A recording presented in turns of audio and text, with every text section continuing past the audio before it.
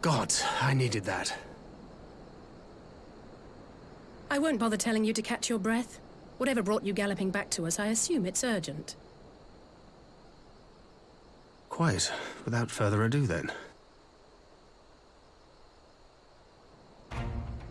After the successful uprisings in Doma and Alamigo, rebels in several other provinces were inspired to follow suit. Unfortunately, they did not fare quite so well. The Dalmascans paid the heaviest price. For their defiance, the Emperor made a show of razing their capital to the ground, prompting many of their neighbors to abandon thoughts of resistance.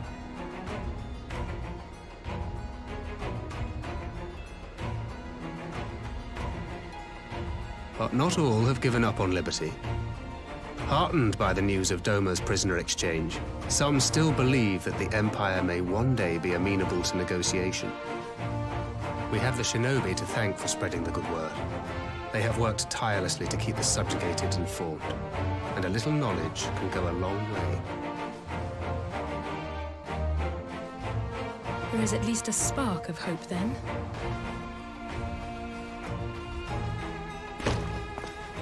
A spark in want of kindling, yes.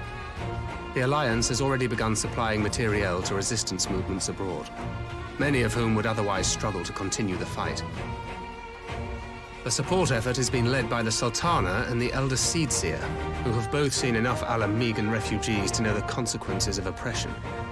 And for their troubles, they have quickly earned a reputation as folk heroes in certain corners of the Empire. That is all for the provinces. As for the Garlean motherland itself, our friends the Populares have suffered something of a setback, I regret to say. Talk is rife that Doma has summoned a primal, and the Empire's more liberal voices are being drowned out in the fearful clamor for retribution. And who did they think orchestrated this summoning? Oh, any but those truly responsible. Zenos has seen to that.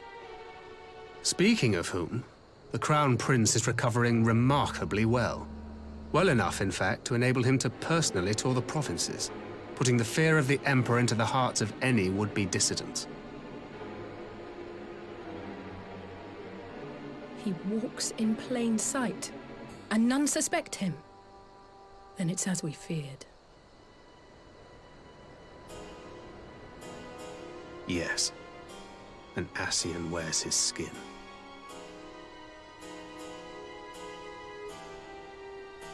But it was not that which brought me here in such haste. During my time in the provinces, I learned many things. Yet at no point did I hear any report of a Doman emissary in the capital. But Alphonse should have arrived by now. Could they be holding him there in secret? The possibility did cross my mind, but I have reason to believe he never reached his destination. As you know, Scions assigned to covert operations, such as Riol and myself, are issued special link pearls for communication in the event of an emergency. I mention this because it was originally Alphino's task to coordinate the response at headquarters, meaning he has one. And whose voice should I hear when mine recently crackled to life? You spoke with Alphino? Spoke with, no. I but heard his voice, and none too clearly at that. 2 words were all I could make out. The burn. The wasteland on the edge of Otherd. Something must have happened to them there.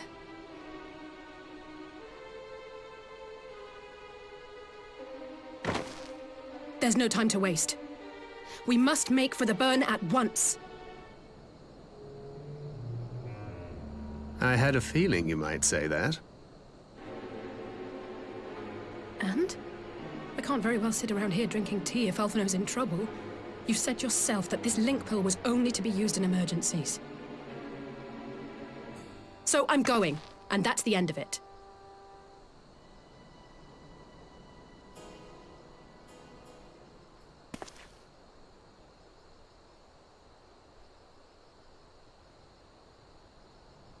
Oh, far be it from me to change your minds.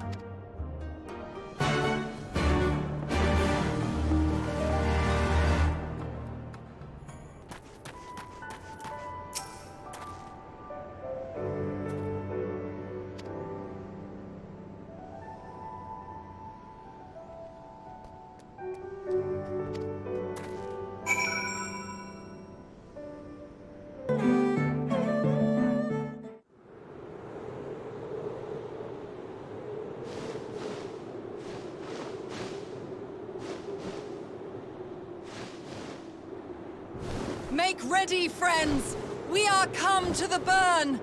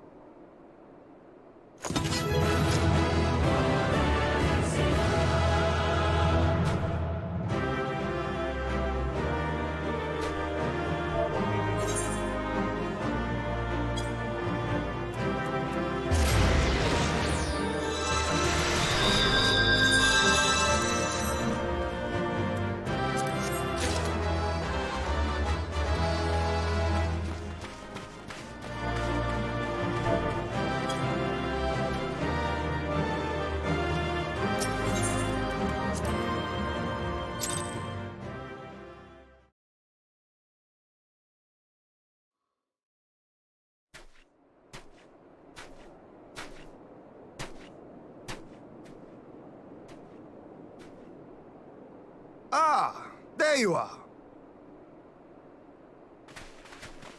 Between contending with bloodthirsty beasts and sand in my every conceivable place, I had begun to despair of finding you again.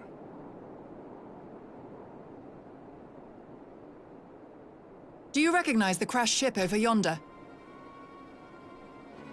Mistress Alizé and I briefly inspected it. It is the vessel that bore Master Alphino away.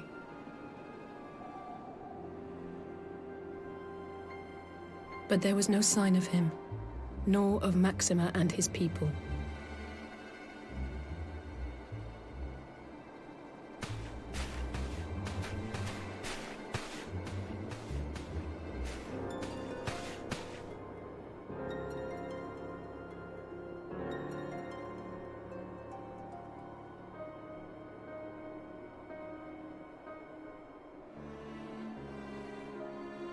War Machina. It would seem they were involved in a struggle.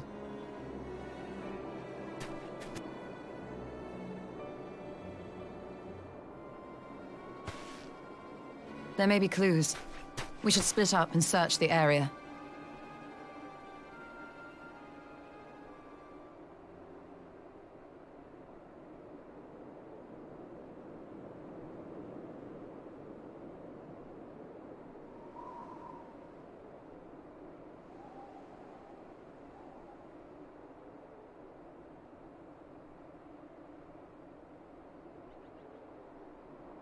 These were no ordinary soldiers. Over here!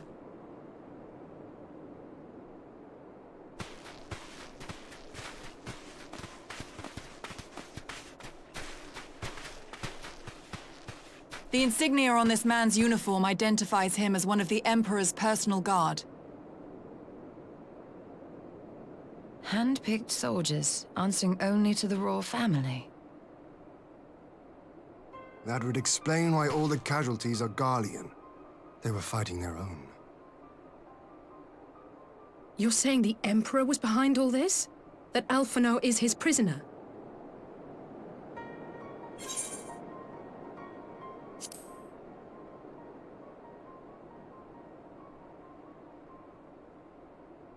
Aye, we must not jump to conclusions. Besides, Alphino is more than capable of looking after himself, is he not?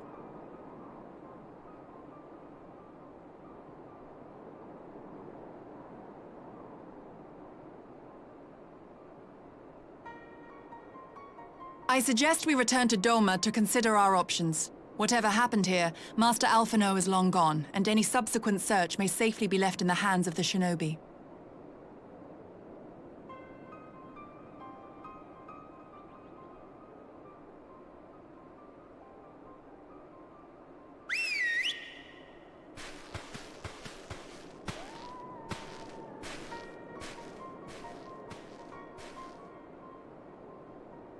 Where in the world are you, brother? If you die on me, I will never let you hear the end of it.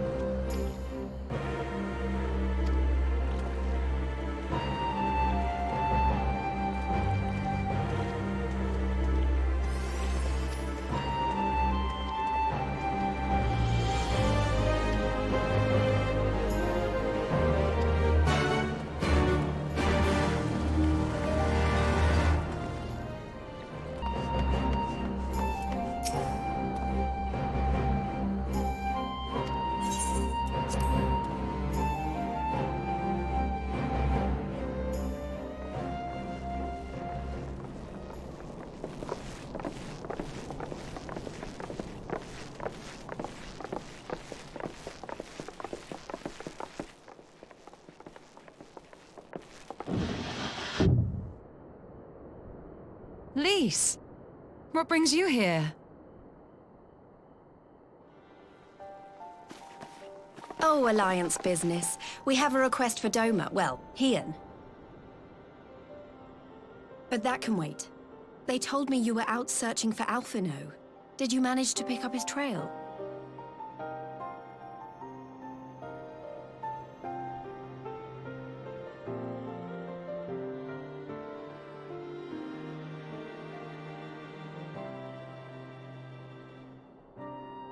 Well, if he wasn't at the crash site, he might still have escaped.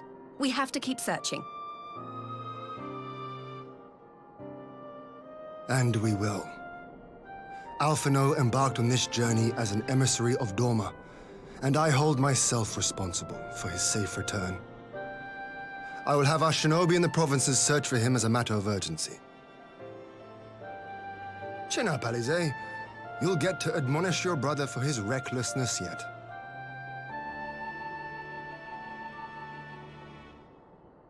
Well, someone has to do it.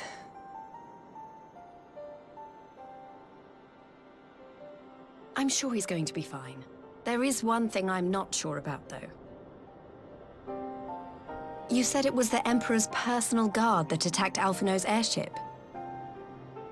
But the Popularis would never have been able to arrange the prisoner exchange without Varys' blessing.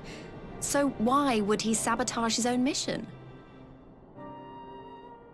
They may not have been acting on Varys' orders.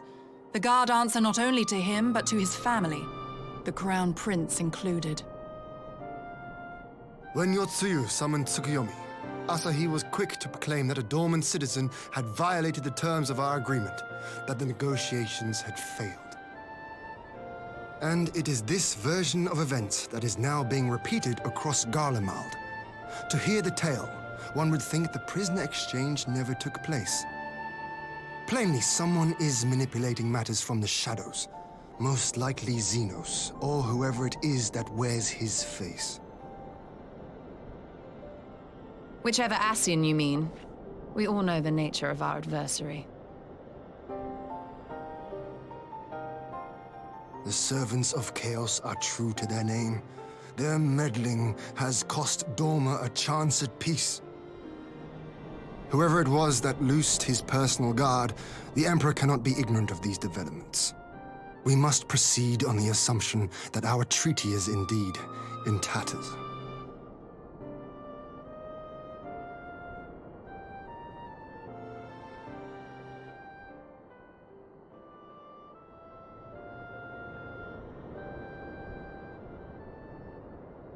But come, Lise.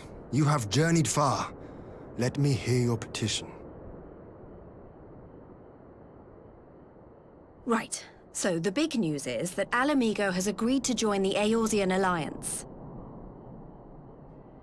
To make it official, and discuss where we all go from here, the leaders of the 5 nations are planning to hold a meeting, and we were hoping you might come too. We've already seen what we can achieve when we work together, and the Alliance hopes to work even more closely in future. They think it's our best hope of keeping the Garleans in check, and I agree.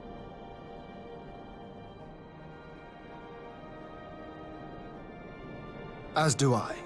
By coordinating our efforts in the east and west, we may be able to discourage them from committing their forces to a single front. I accept your invitation. I must, however, ask for time to attend to some pressing matters here. In light of recent events, the risk of Imperial reprisals is greater than ever, and I would not leave Doma unguarded. Ere I depart, I must shore up her defenses. Understood. I'll let the Alliance know. We'll wait to hear from you before setting a date. The meeting's to be held at the Royal Palace in Alamigo, incidentally. Do you remember the way? Well enough.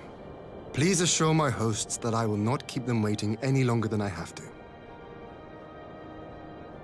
Consider it done. And thank you for agreeing to come. If we all put our heads together, we're sure to find the best way forward. For everyone.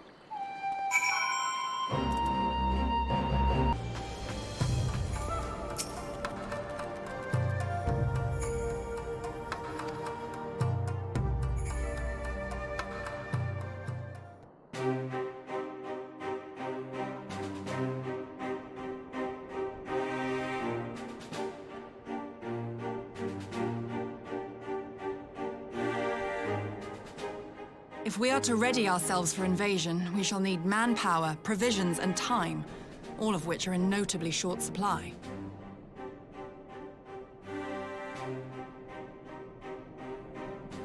Candid as ever, Yugiri, and correct, I concede. Fortunately, I have an idea.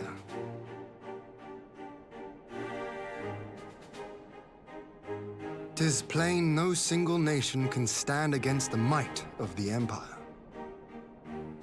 And it was only with the aid of others that Dorma succeeded in winning her freedom. So, I mean to take a leaf out of our Eorzean friends' book and form an alliance of our own.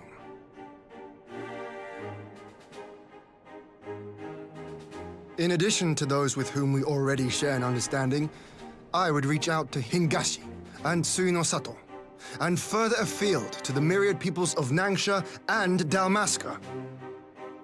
I am under no illusion. Not all will answer the call. Yet disparate though we may be, we are united in our desire for freedom. If our neighbors could be made to see what is at stake, Ascian machinations and all, cooperation need not be so far-fetched a notion. It may even seem practical. Under the guidance of our former leader, Master Louis Soir, we once strove to unite the fractured city-states of Eorzea. I dare say that experience shall be of use in your endeavor. We should be glad of your wisdom. For the record, I would have been in favor of this plan even if it hadn't been my grandfather's, but I have to ask, how will we secure the time to carry it out? Not that anyone has forgotten, but the Garleans have airships. Lots and lots of airships. Should they catch wind of our plan, they could send an armada to overwhelm us before our alliance had even begun to take shape. Not if we deny them access to the skies.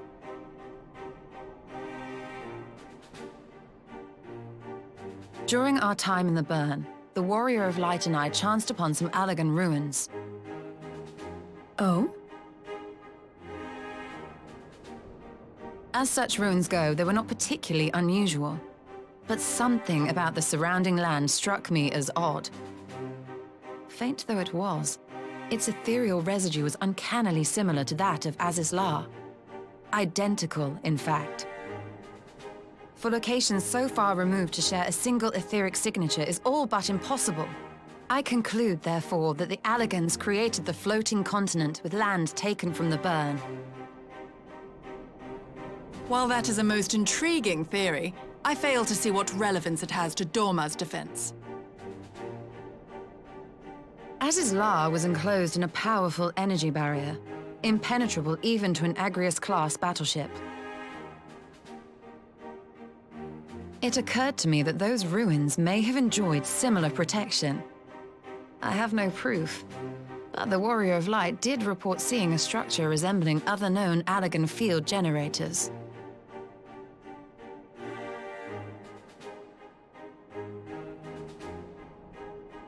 All right. But even if we could put up such an energy barrier, it surely wouldn't extend beyond the limits of the Burn. So what's to stop the Garleans flying around it?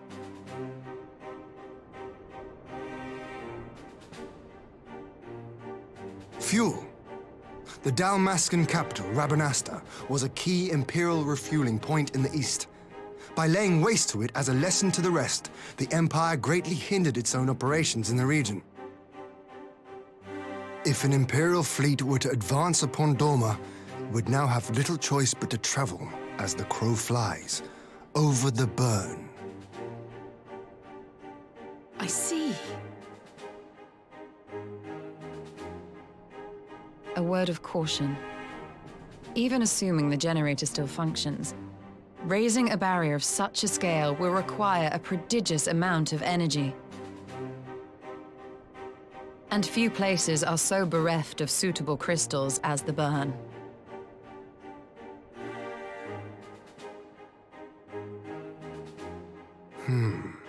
A source of energy. Tell me, did the Allagans make a habit of launching things into the sky?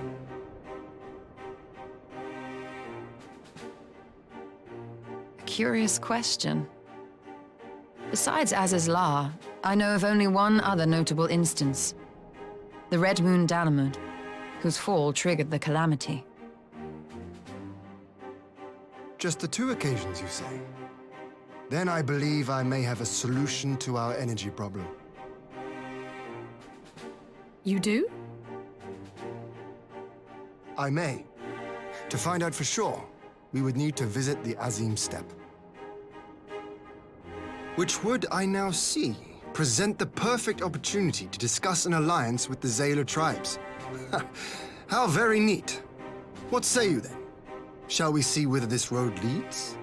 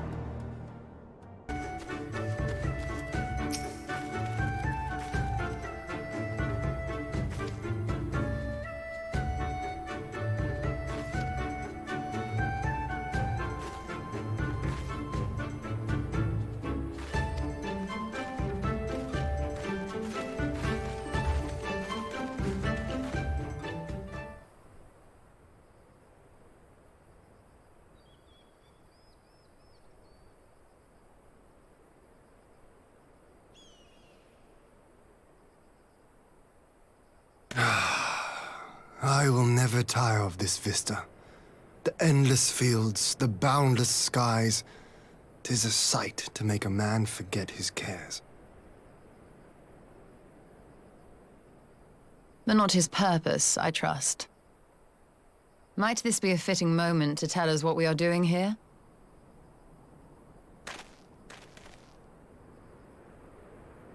Of course. During my time with the Mole, I learned some few myths of this land. One goes thus. In the distant past, when all seemed doomed, a wayfaring soul came unto the steppe. Venturing into the northern crag, he received of Nama a sliver of her essence, a shard of the shining moon, and with it clove the tainted land from the earth. The end thus averted, to these fields did the wayfaring soul return, and venturing once more into the northern crag, he buried the shard, and made unto the heavens an offering of blood.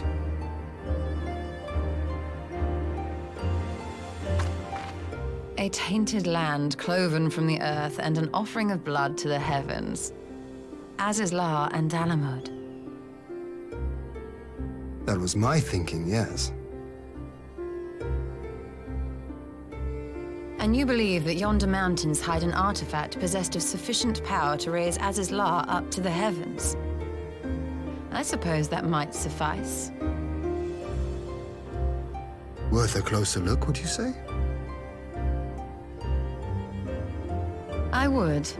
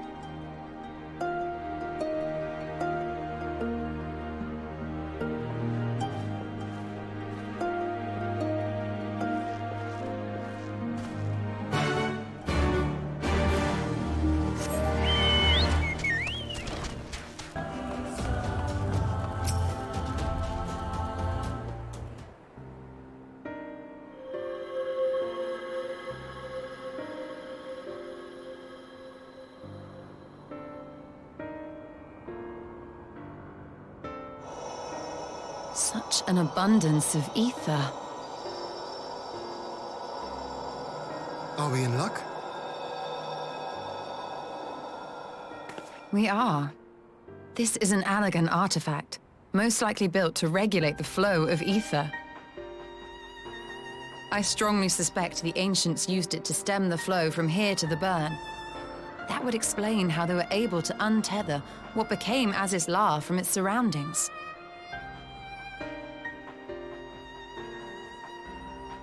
But were we to throw open the floodgates, the resultant deluge would surely be sufficient to raise our wall.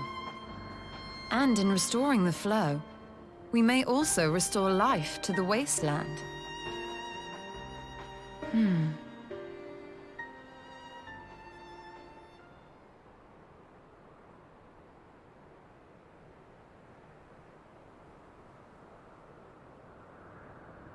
What is it? While the device itself harbors a surfeit of ether, the opposite is true of the surrounding area.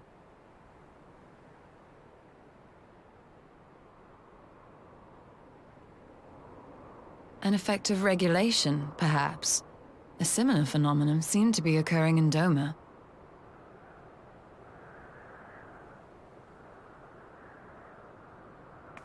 Whatever the explanation, the answer will not reveal itself here. We have seen what we needed to see. Let us return to Mol Ilo.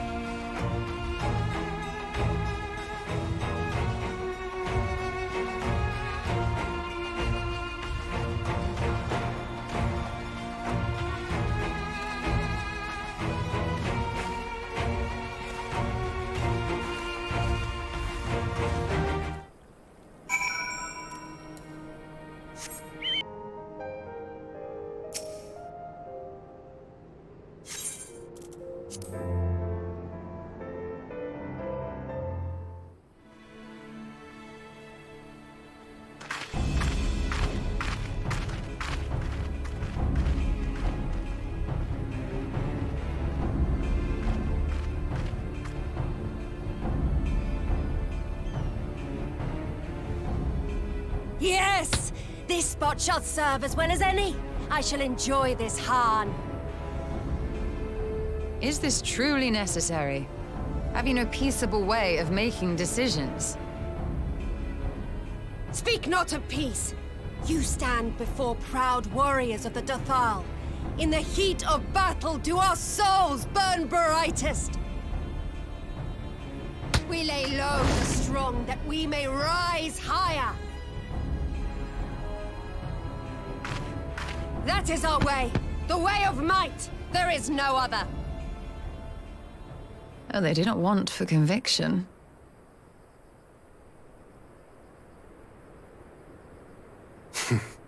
Indeed.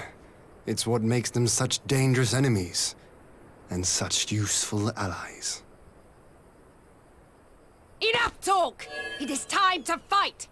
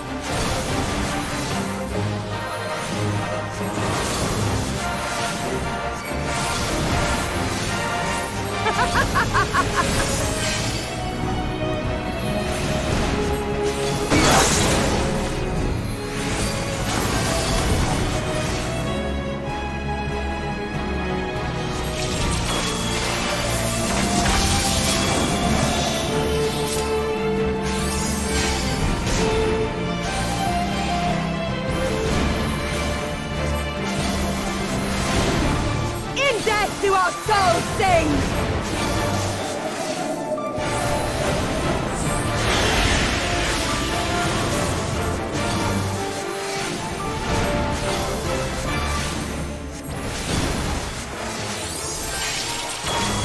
In death do our souls sing!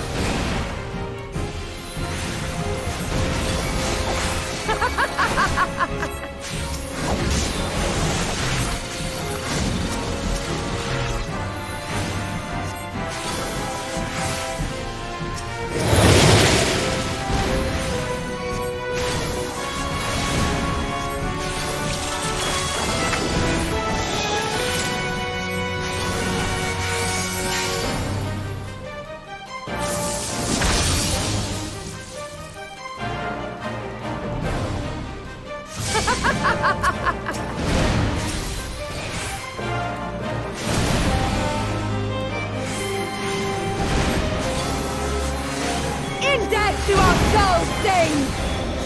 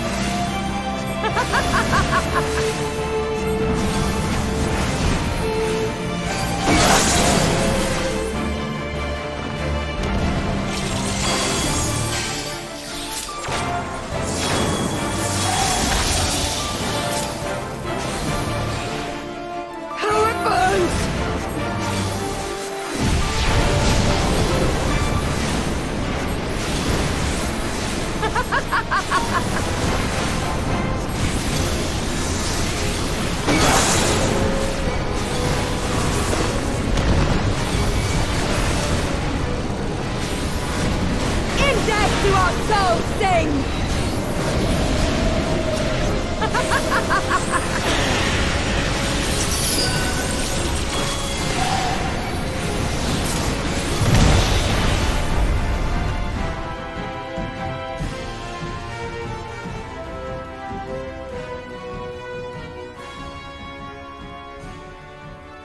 Yes! Yes! Not since the Nardum has my soul burned so!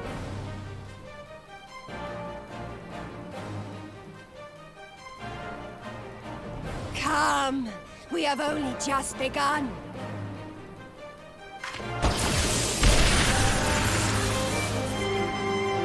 Enough! You were not granted leave to set the steppe ablaze.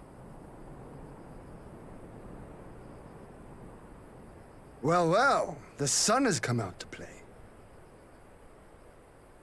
Be gone, Moonstruck Oranir! I am busy!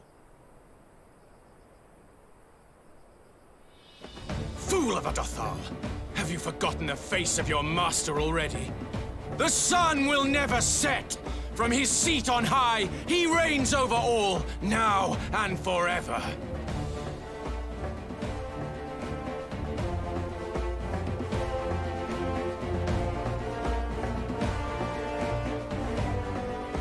Yet what should he find here but a battle to determine the fate of the steppe? A battle waged without his blessing. This will not stand. You, Doman! You who come to petition the warriors of this land, forget that all Nama's children are wards of the Oranir. As first among my brothers, your petition is mine alone to judge.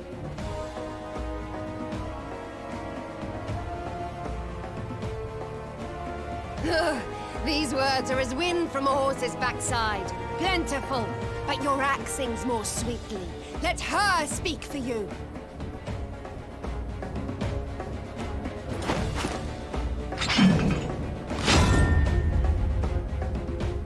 Insolent child. You will learn your place!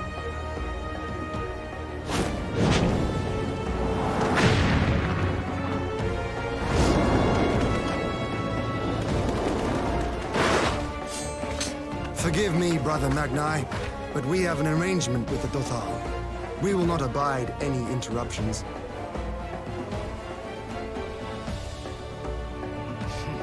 So be it. The sun will pass judgment on all.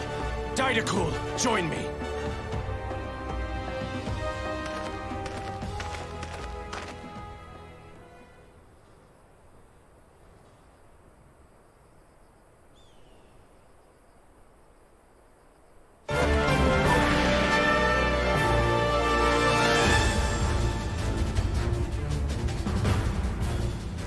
The sun is in good company. We may dance alone.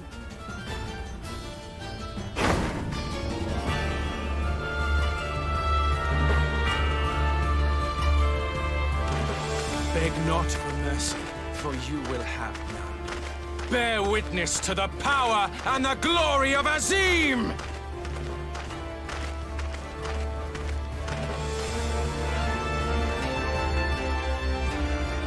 Constantly at each other's throats like rabid dogs. Gods, I'm turning into her. I have not the patience for this, but if we must fight, let us at least be brief. Come.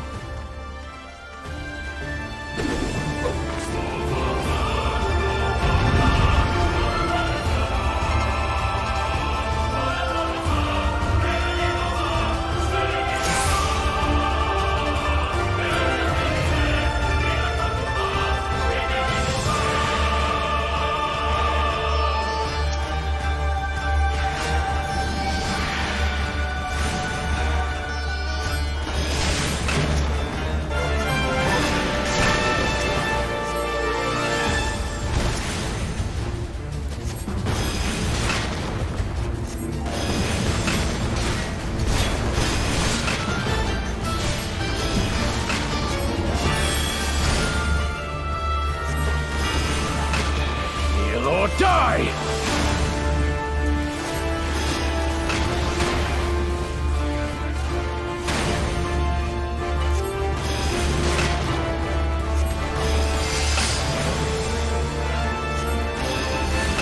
Bow down before me!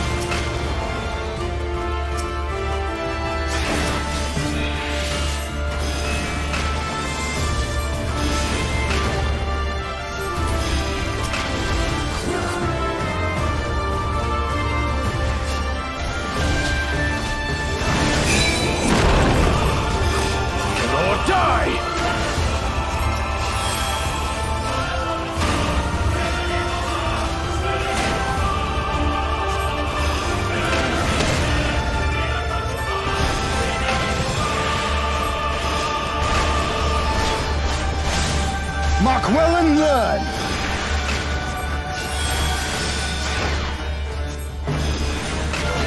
Concentrate!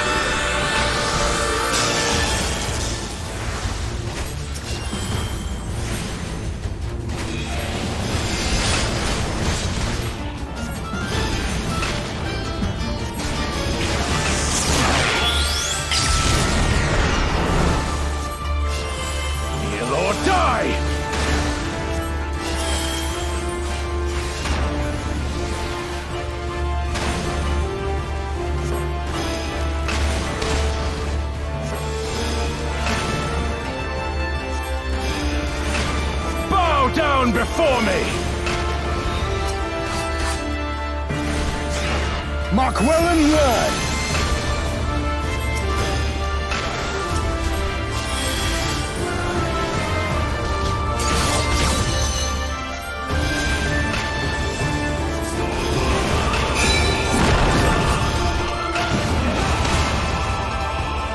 Kneel or die!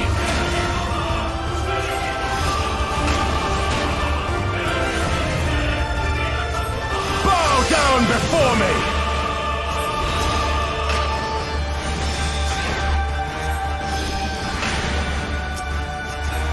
Tremble before the sun!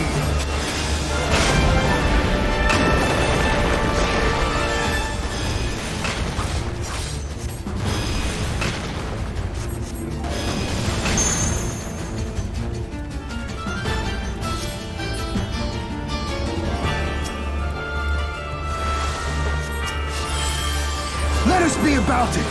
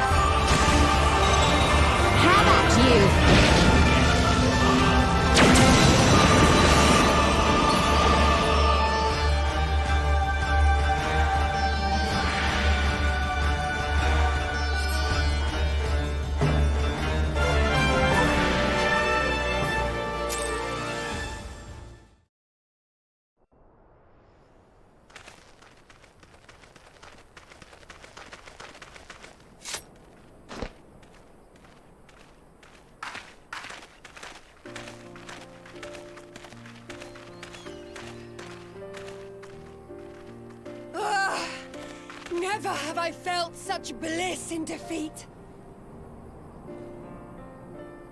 'Twas a battle to burn soul and flesh to ash. We Dothal will lend you our strength as promised. Narma's power is yours to wield.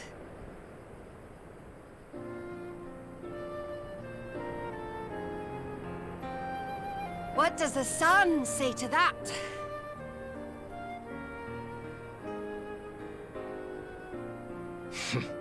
The sun is not driven by base motives such as yours.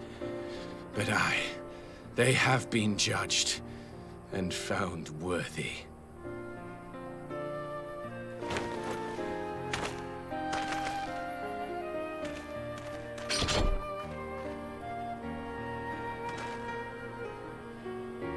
It is the way of the Oranir to accord recognition and respect to the strong. You have made sufficient proof of your strength. The sun shall answer your call. You have our thanks. We are glad to call you allies.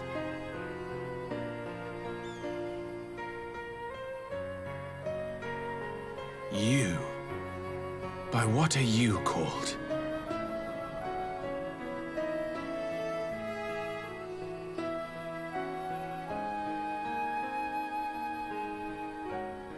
You stole her. Why?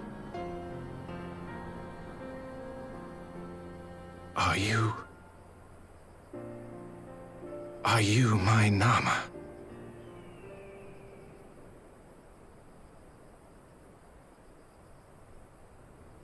I beg your pardon?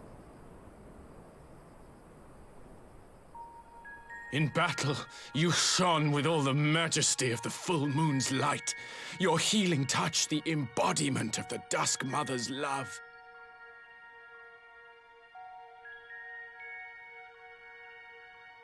Long had I wondered if my Nama might not be a woman of the steppe. Beholding you, I am all but certain.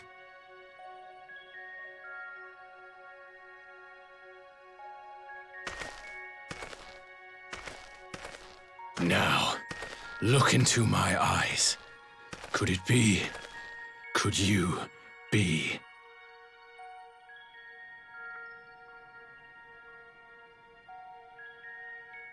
I am. Not interested, little son. Try again when you've become a man. Little?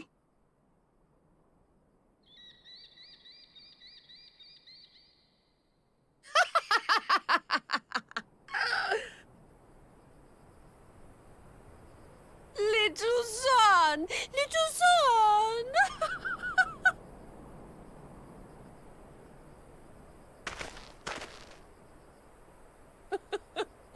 Does it pain you, little son? Crave you salve to soothe the ache? Fire to sear the wound in your heart?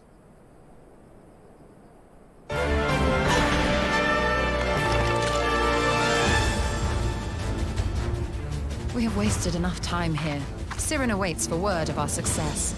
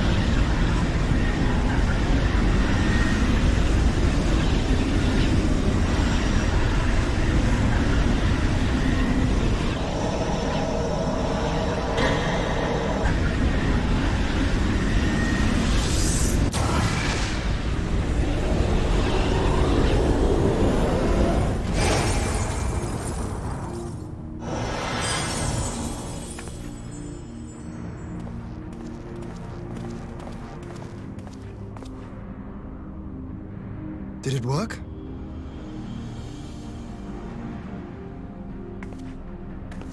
It did. Ether may flow freely to the burn once more.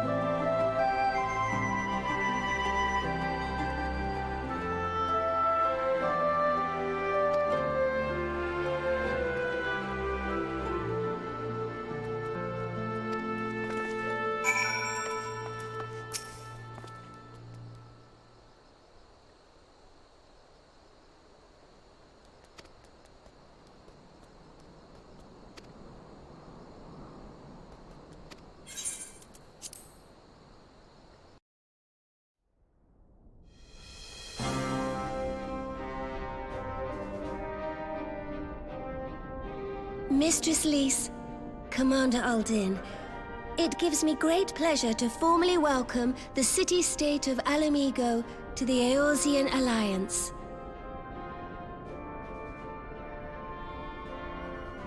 The pleasure is ours, Your Grace.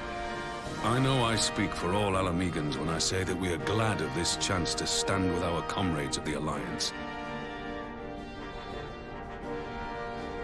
And we, for our part, are glad indeed to be able to welcome friends both old and new.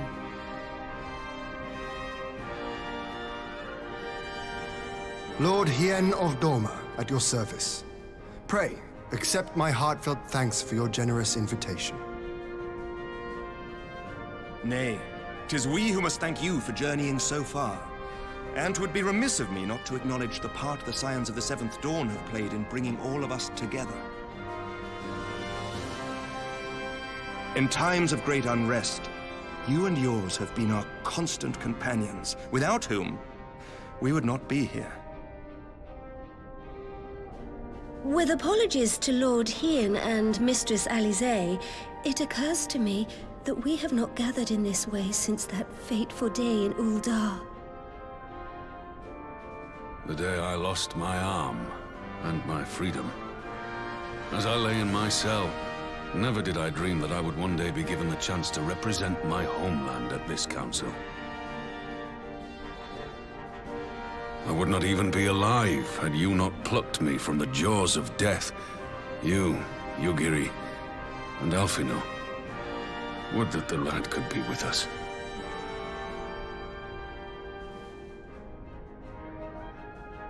I too owe my presence here to Alphino, in so many ways.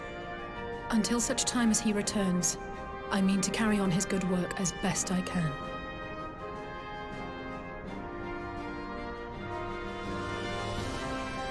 Come, friends. Let us leave the past in the past and turn our eyes to the future.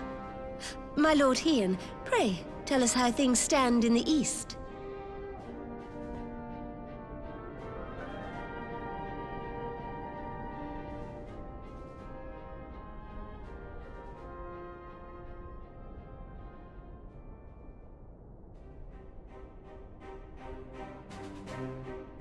Having heard the rumors of dissent in Garlemald, I dared to dream of a peaceable solution. The Empire will not so easily change its ways. If the Garleans have a mind to take back Doma and Alamigo, we'll be hard-pressed to stop them, even with the might of 6 nations. But while we lack the strength to fight the tide, a course may yet present itself, if we read the winds aright. The winds suggest but one course to me. One which leads from the sea unto the river and thence to the source of all our woes. The Ascians. Indeed. All here have felt their blighted touch. It was the bringers of chaos who nurtured the Archbishop's tyrannical ambitions. They who bestowed upon him the secrets of summoning, as they have so many others before and since.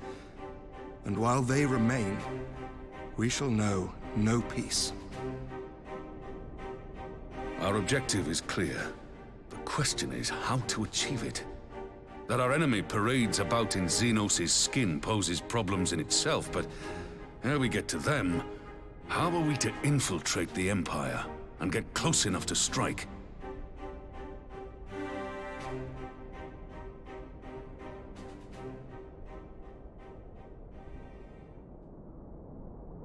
While I see the wisdom in targeting the Ascians, an assassination attempt on Garlean soil would do little to aid our cause, even were it to succeed. It's time we used our enemy's preferred tactic: subterfuge. You have an idea? Speak your mind, Master Thancred.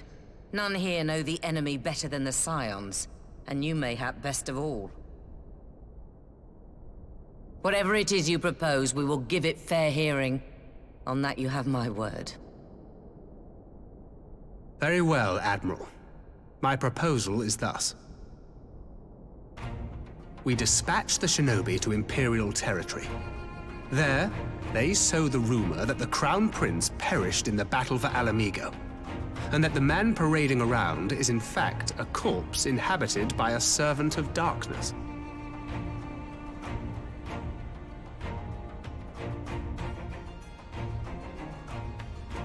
Well, it does have the ring of truth about it. And were the Garleans to learn that their future ruler is a puppet, the Empire would be shaken to the core. But at the risk of sounding stupid, would they actually believe such an unlikely story? I didn't. Ordinarily not. but prior to his miraculous recovery, rumors of Zenos' death had already begun to circulate around the Empire. Ultimately, however, what the masses believe is not our chief concern. Our true objective is to create an opening for rival factions within Garlemald to exploit.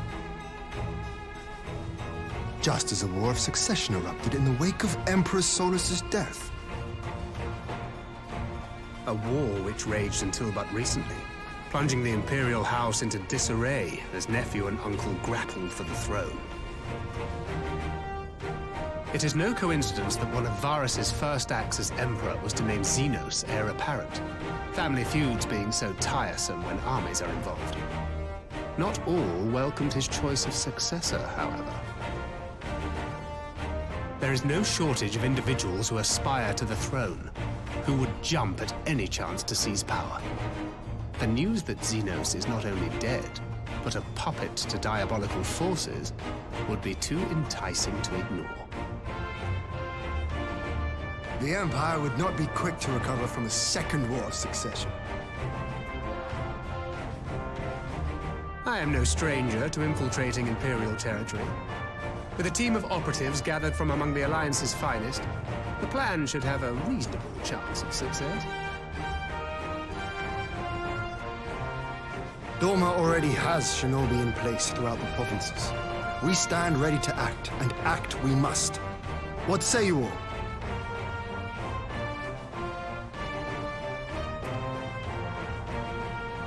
I'm for Master Thancred's proposal. We shine a light upon the Ascian and test the Empire's unity. 'Twas his plot that scuttled Doma's negotiations, was it not? Why then, if we can eliminate him, there may yet be a chance for peace. Let us wage this war of subterfuge, that we may one day lay down our arms. Gods know we never will while the Ascians remain.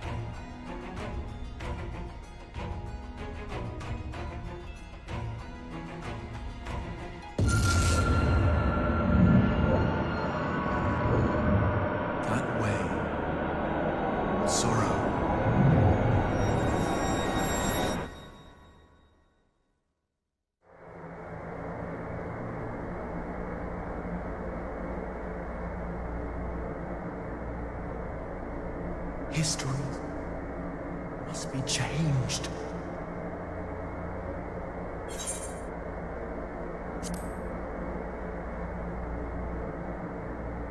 Ahead looms a calamity.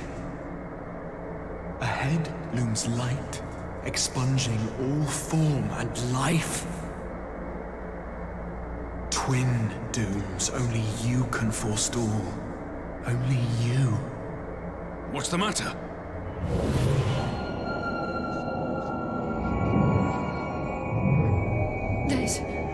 There's a voice!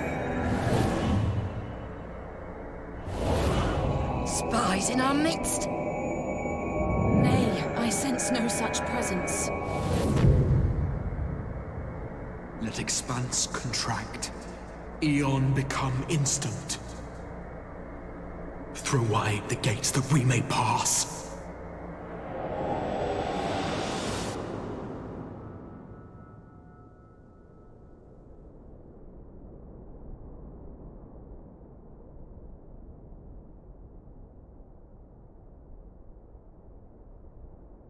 Is it over? Master Thancred!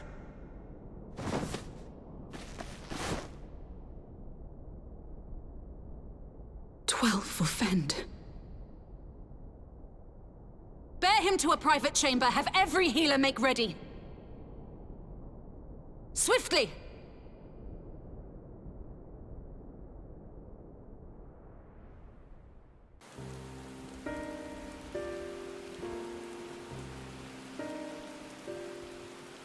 Master Thancred remains in slumber. Though his vital signs appear stable, he's unresponsive. What could have done this? And why just him and not the others? I'm afraid we could not identify the cause, my lady. Our examinations revealed no wounds, nor the presence of any poisonous substances. Gods, that only makes it worse. You're to let us know the moment there's any change, all right?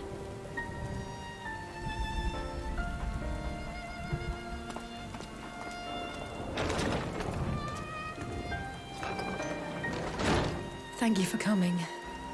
Knowing Thancred, he would apologize for being otherwise engaged at so crucial a juncture.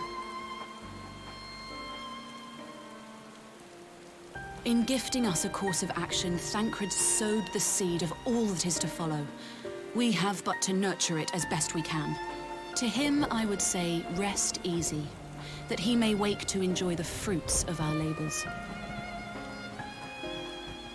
Now, the matter of the mysterious voice must not be forgotten. Will you tell me exactly what happened? Alizé and I heard a voice in the moments before Thancred collapsed. It was accompanied by a severe headache, as if something were clutching at our minds. Did you experience the same thing?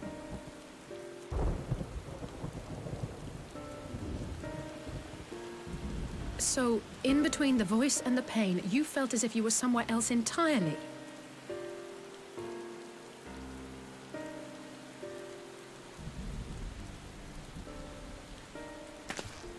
Your testimony confirms my suspicion. That which you experienced was, I believe, your soul being plucked from your flesh. Called. Called?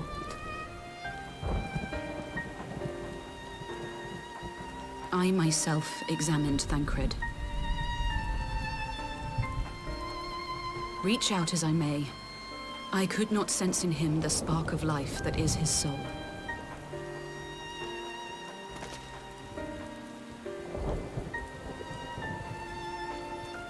That Thancred alone was stricken so is likely due to his heightened sensitivity to the effects of ether, a consequence of his prior possession by the Ascian La Hebrea.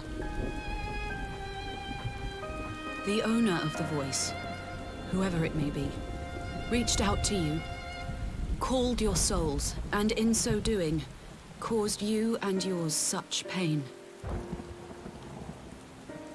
But if that's true, where exactly are we being called to?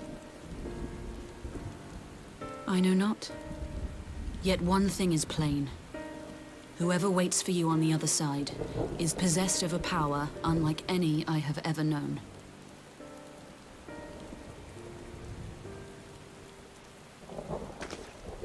Forgive us, Lys, but may we leave Thancred in your care for a time?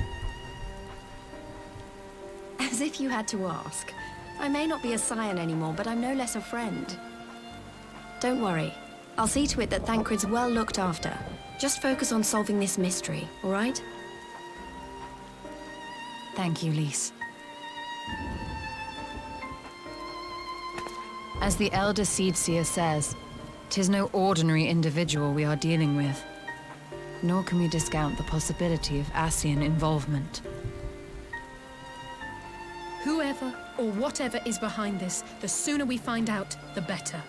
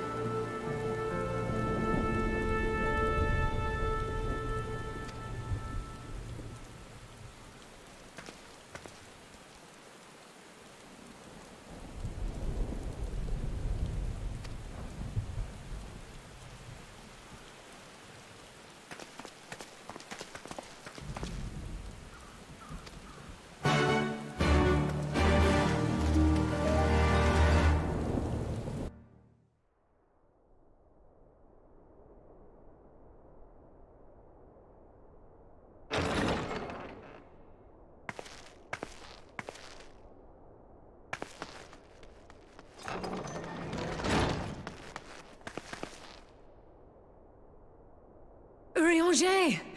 Gods, it's good to see you. Would that our meeting were under happier circumstances. I judged the voice sufficient cause for concern even before you sent word of its effect on our comrade.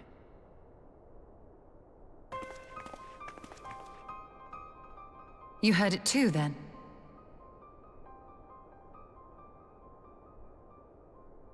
Aye.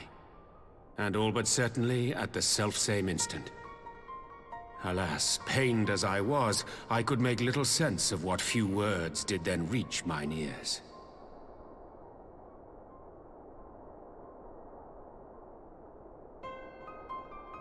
Who do you think is responsible? Could this be the Ascians doing? That I cannot say. Not when so little is known. Ere I indulge in speculation, I would examine Thancred with mine own eyes. To Alamigo, then, without further delay. One other thing. During my visit to the Far East, I observed a strange phenomenon. Thou referrest, I presume, to the localized reduction in etheric density. Well, that spares me the trouble of an explanation. Yes, I noted precisely that at two apparently unconnected locations. I take it the phenomenon is not limited to the Far East. Indeed not. Of late, our agents charged with surveilling the beast tribes have spoken of little else. In every corner of the realm, they tell of places in which the ether hath grown thin. Naturally, my suspicions first turned to primal activity, but the areas thus affected betray no evidence of summoning. I must confess to being quite perplexed. If the same phenomenon is being observed in multiple locations on opposite sides of the world, we may safely discount regional factors. Needless to say, this warrants further investigation. Indeed. I shall make it my task to.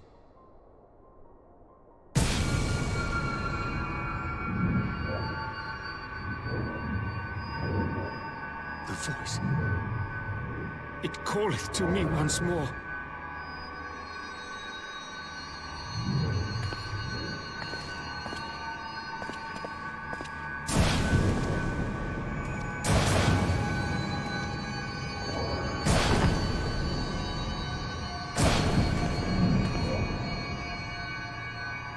I hear it too.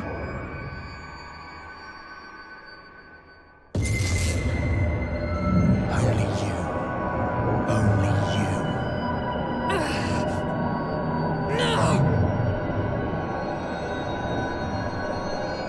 Ishtola! Orianger! Throw wide the gates.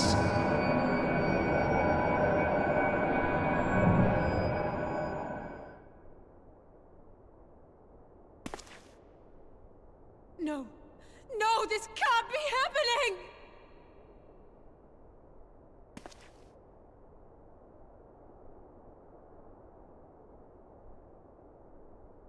Y'shtola!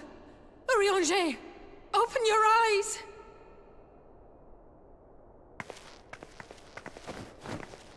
Open your eyes, I beg you! Say something! Anything! Not again.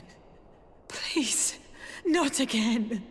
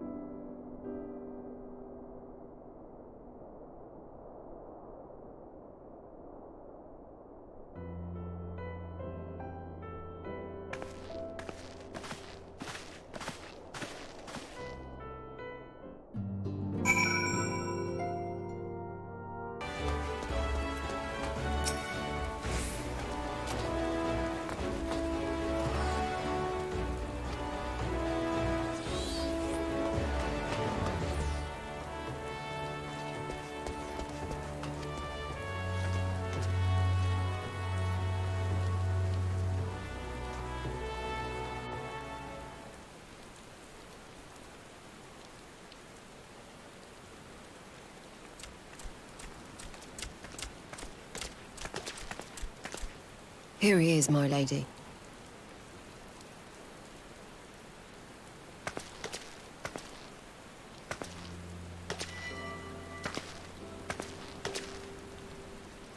Gabu, it's been too long.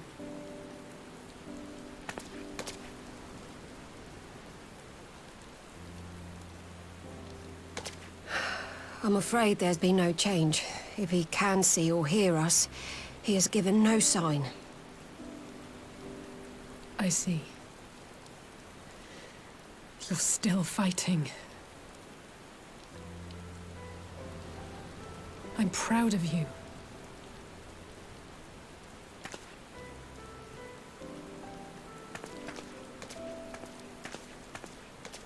We promised that we would come and visit you together, didn't we?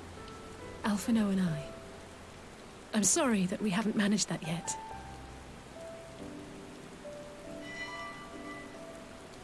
You know, with the three of us like this, does it not remind you of that night? Of the stars beyond count twinkling in the heavens? I was feeling pretty low back then. Powerless. But I knew that my brother was close by if I needed him, and that the others would be waiting for me back at the Rising Stones. Not like now.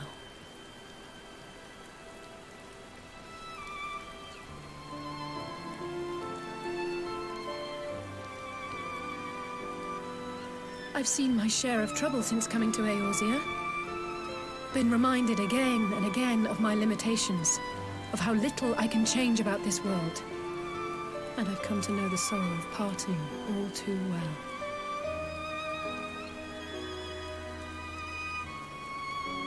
But to have the people I hold dear struck down before my eyes, and be powerless to help them, that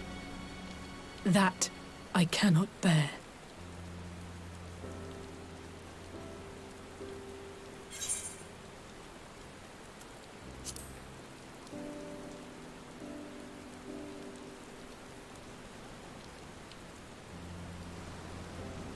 No, I don't. You're right.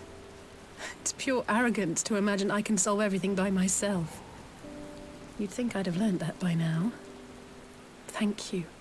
I don't know what I'd do without you.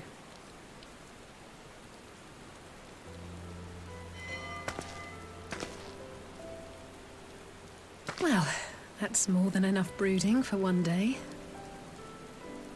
Come on. We have friends to save.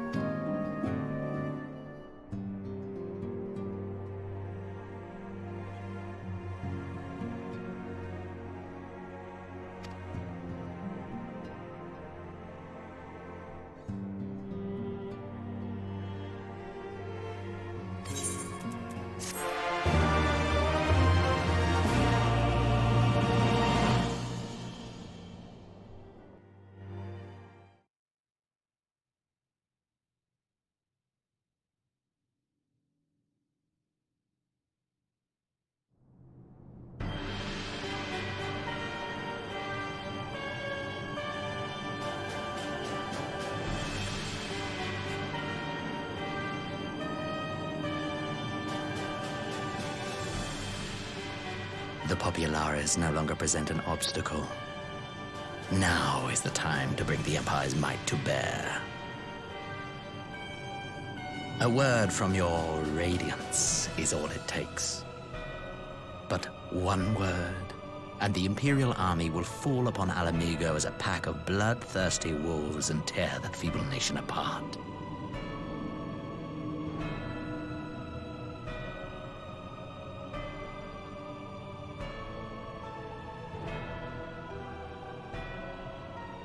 Have you no words for me? Despite the lengths I go to, an emissary playing the part of a fool. When first I took this face, I swore to use all of my knowledge, all of my power, to further the cause of the Empire. My deeds stand testament to my commitment. And with this adamant flesh at my disposal, I could destroy the Icon Slayer as easily as one might swat a fly. Why do you hesitate?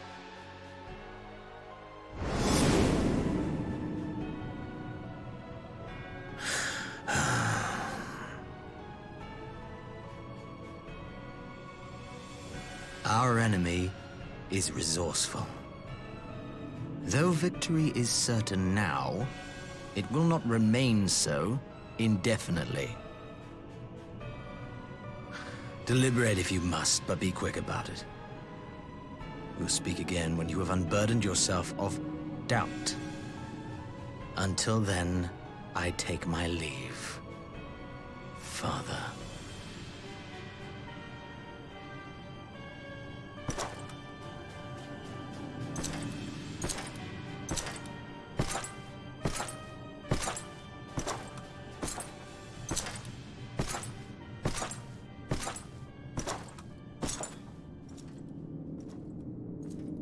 I should be the one to sigh.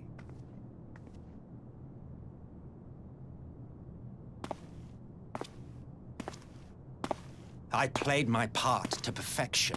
I had earned my rest, and then, thanks to La Habrea's crowning act of idiocy, our favorite emissary sees fit to summon me back. Elidibus was ever a warrior. A most tiresome trait, would you not agree?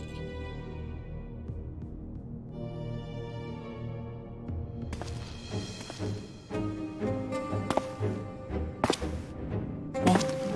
Have you no words for me either? No matter. I've long grown weary of this mummery. Now, my dearest grandson, let me remind you of your place in the simplest of terms.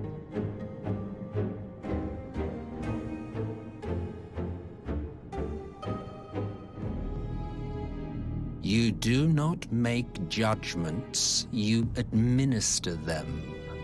Swiftly and to the letter. Naught else is your concern. Elidibus may be an insufferable bore, but he is no fool. His choices as emissary seldom err.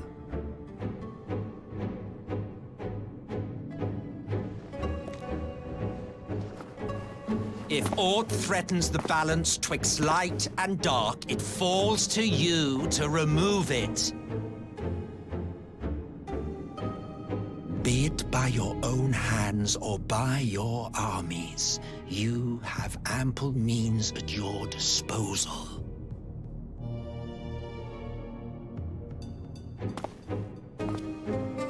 That is why this empire exists, why I built it. Oh dear, have I touched a nerve?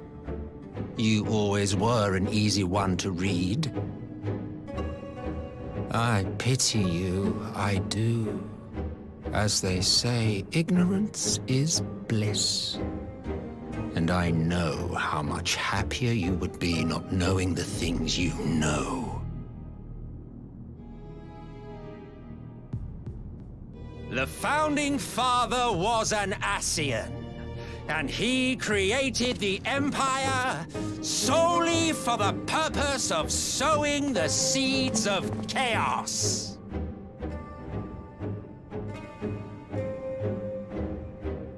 Don't take it personally.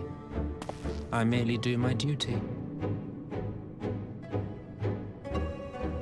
To bring about a calamity requires no small amount of power, and there is no surer way to obtain such power than by collecting powerful pawns. To that end, I have labored long and hard, and I must say I am quite pleased with my handiwork, paltry though it seems in comparison to Alag.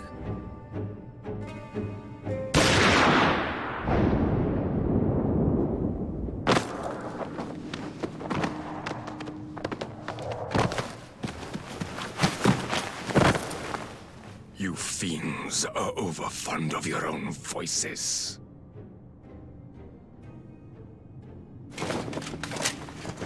Mark me, Ascian. Man is the master of his own destiny.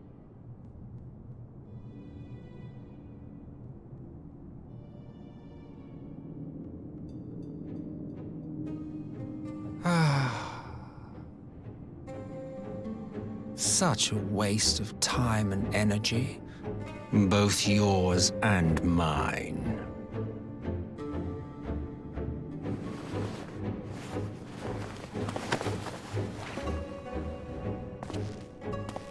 Lest you forget you are Emperor now.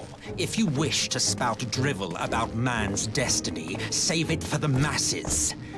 It will serve to give them a sense of purpose, and you pliant pieces for the game.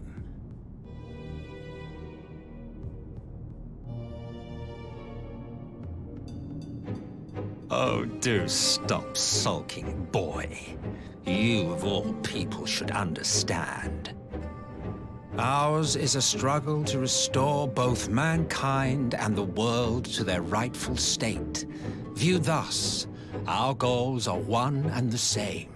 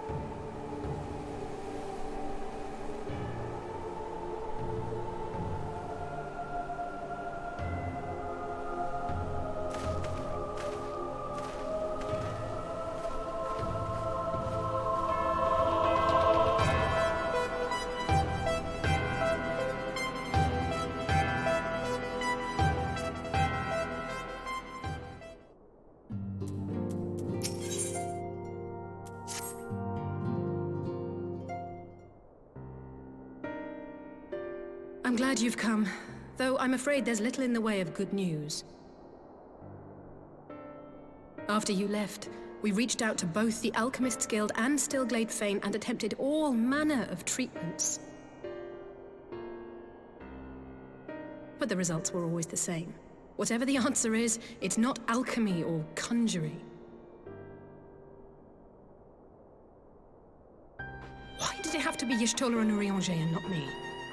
Out of all of us, they are the ones who could feasibly have solved this puzzle.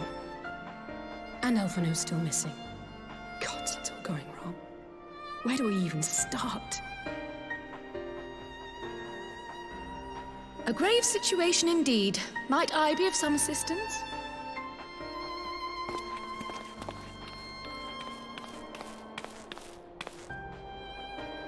Cryle, I thought you were busy delving into the mysteries of Eureka. When word reached me of the plight of our friends, I could not well stay away. As a fellow Scion, not to mention your erstwhile mentor, this is one of those times you should feel free to call on me, regardless of my personal circumstances. Yes, I should have thought of that.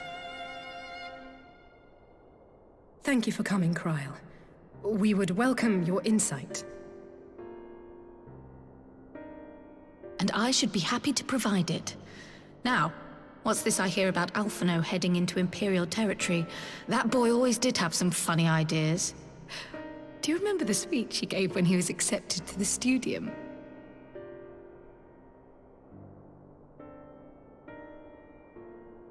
My life's goal is naught less than the salvation of this star.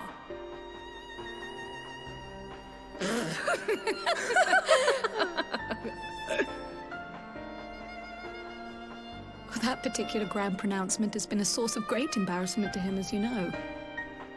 But the fact of the matter is, he meant every word and has lived his life accordingly.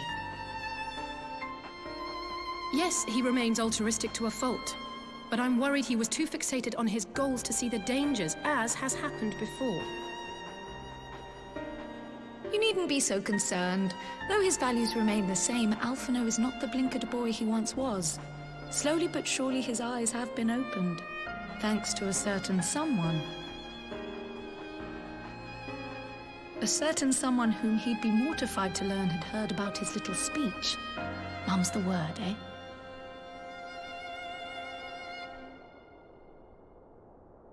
Right, I'd better have a look at our patients. They're in the infirmary, I assume. I'll need absolute quiet, so it would be best if I did this alone. If you'll excuse me.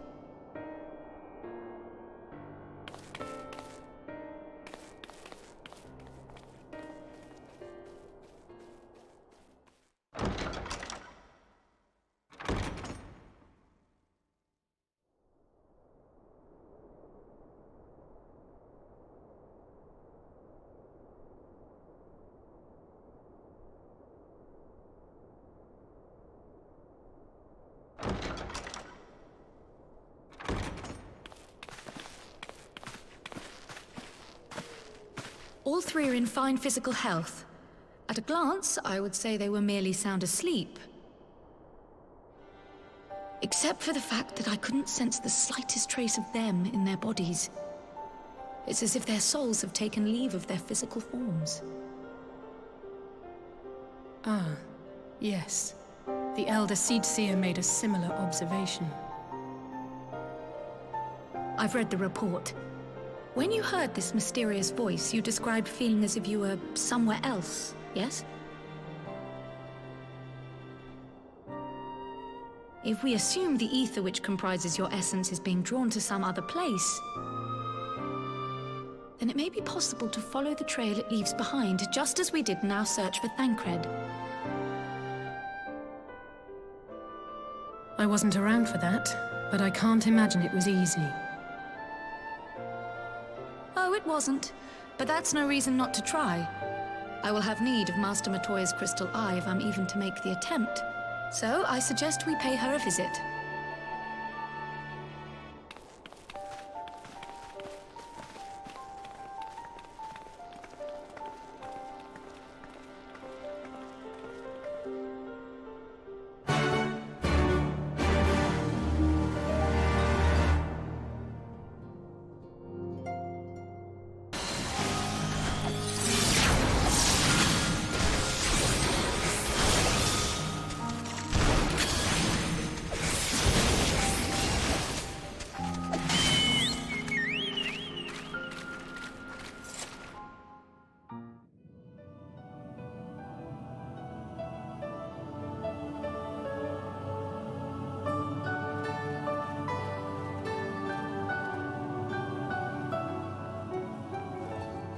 come to disturb my peace again, have you? I hide myself away in a cave, and still you people insist on pestering me with your problems.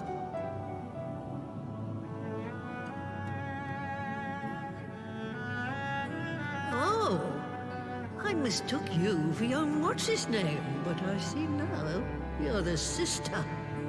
Weren't you supposed to be the lively one? I've seen happier faces at a rain-sodden burial. Well, I'm sorry to dash your expectations, but the situation isn't exactly conducive to gaiety. Ha! That's more like it. Stoller used to spit and hiss like a wildcat too.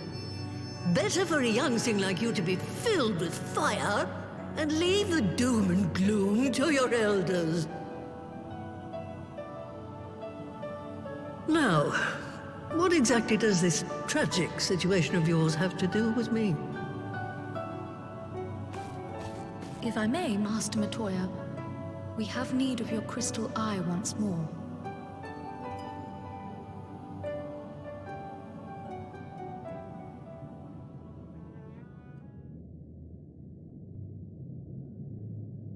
And Stoller is one of the afflicted, is she?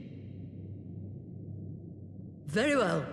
She may be an ungrateful stray, but she's my ungrateful stray, and I'll not see her buried before I am.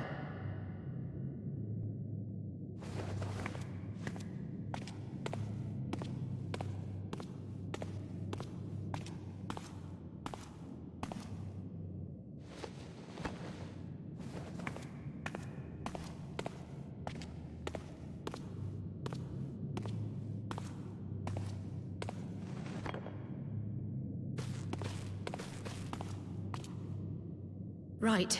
Let us see what we can see. I'll begin from where our friends first fell, and cast my senses out from there.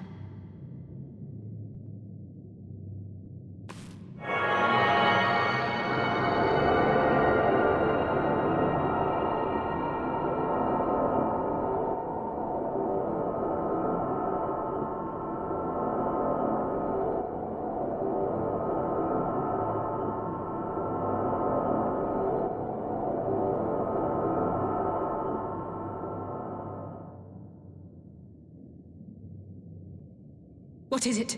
Did you find them? This doesn't make sense. How is it even possible? How is what possible? Kryl, what did you see? The threads, they just ended. And no, I didn't lose track of them. I followed them as far as they went. It's as if they were cut off. Could their ether have dissipated if it had? Oh gods! Their bodies are just husks. It's like the Broodmother's daughter all over again. No, this is different. The Kalyana girl was already dead, body and soul, when Lakshmi effected her resurrection. Aye, let's not jump to conclusions. If their physical forms yet breathe, and show no signs of wasting, then it follows that their souls must still be intact somewhere. But where? That's the question, isn't it, girl? Death has not taken them to the ethereal sea, yet there are no tracks left for us to follow.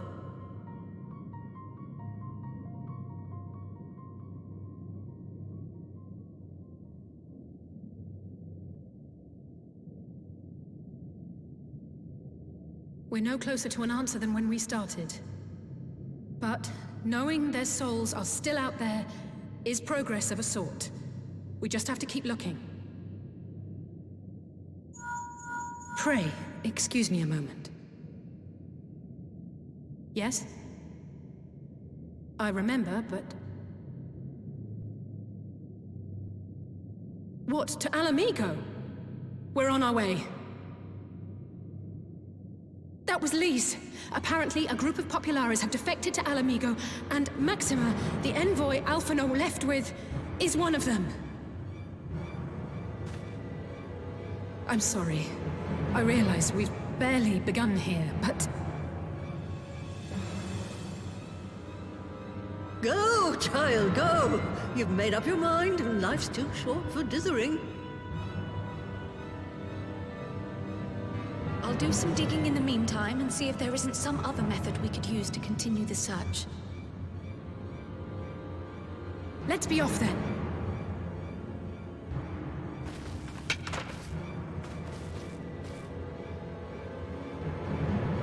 Oh, not again.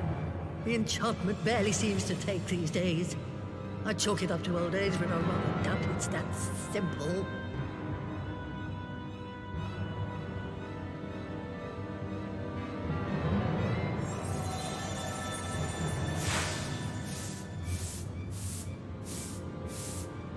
Before they took ill, Y'shtola and Urianger were sharing notes on a thinning of the ether.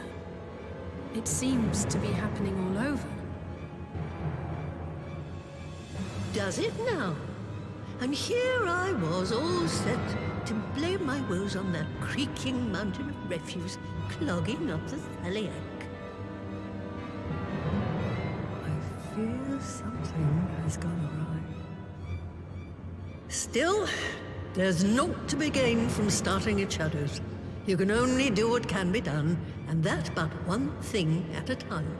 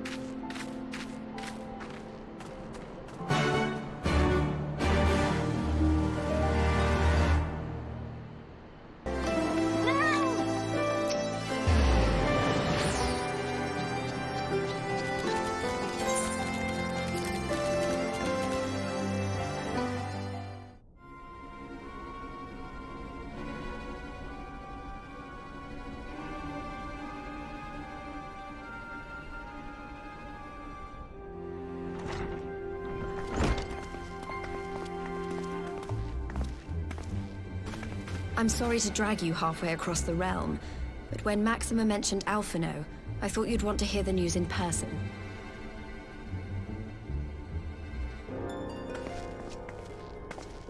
Ah, we meet again. Though I was hoping our reunion would be under more auspicious circumstances. What happened to my brother? Where is Alphino? Never fear, my lady. Your brother was in fine health when I took my leave of him, and I have no reason to assume that has changed. You assume? If you will allow me, I shall endeavor to explain events. Our troubles began not long after we departed Doma. While crossing the burn, we were fired upon by the Emperor's personal guard and forced to make an emergency landing. As we stumbled from the wreckage, our attackers fell upon us again, and we would have perished there and then were it not for the intercession of a third party, a band of mercenaries whose leader claimed to pursue a vendetta against the Ascians. This shadow hunter, as he styled himself, then escorted us out of the wastes to relative safety. Upon arriving back in civilization, I gathered my Populares colleagues and prepared to flee the Empire. Master Alphino, however, declined the invitation to join us, preferring to continue his investigation into the Ascian threat.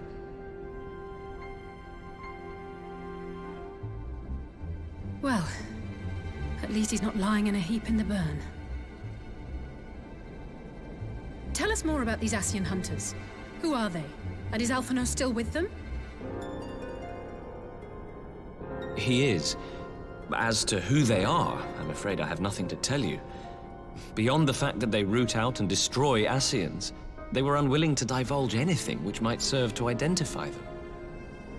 They would not even reveal their next destination. But Master Alphino asked to accompany them all the same. Since parting company with your brother, we've been engaged in a game of cat and mouse with the Emperor's Guard. We made our way through province after province, finding the army busy restoring order wherever we went, until we finally arrived here in Alamigo. I cannot thank Commander Aldin enough for giving us such an unexpectedly warm welcome. I'm not inclined to turn away refugees, no matter which land they call home. And if they can tell me how things lie in Garlemald, all the better. On that subject, there is much I would tell you. During the course of our journey, we heard tales that an entire rebel army had been slaughtered in the space of a single night. It would seem my former comrades grew tired of putting down uprisings in the conventional manner, and chose instead to bring a formidable new weapon to bear. Details were sparse, but the rumor alone was enough to dampen the flames of rebellion. I have also heard reports that several companies have withdrawn from their designated provinces and begun marching westward. It is my assessment that the Empire's forces are mobilizing for a large-scale military engagement.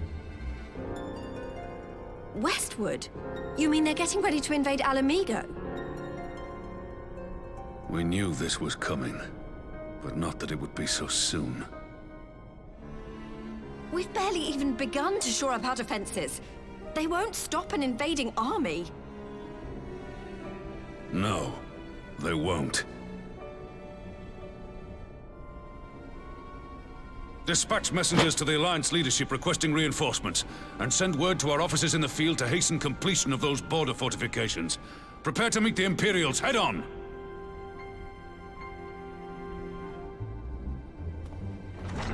No matter how quickly we act, we still want for time.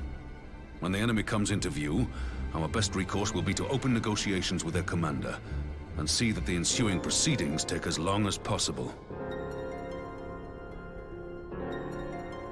Would you and Alize head to Doma and let Lord Hien know about this?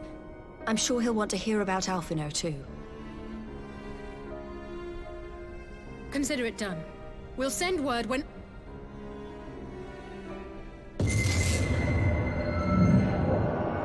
Untold sorrow must be changed.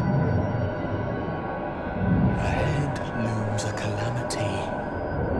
Beyond become instant. Throw wide the gates.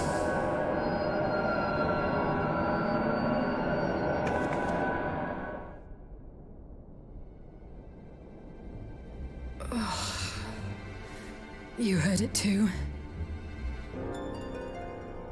Well, at least we're both still standing. Oh, thank the gods. I thought we'd lost you for a moment there. Why does this keep happening? I wish I knew. Nothing we've tried has brought us any closer to an answer. We'll keep working on it. But first, we need to go and see Lord Hien.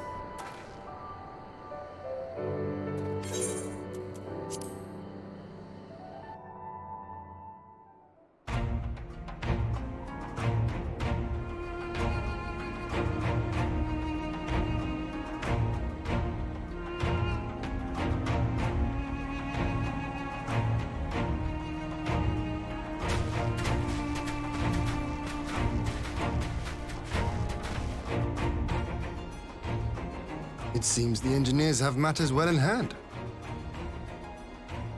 Should the barrier work as we intend, Doma will be free to reinforce her allies in Alamigo without fear of weakening her own borders.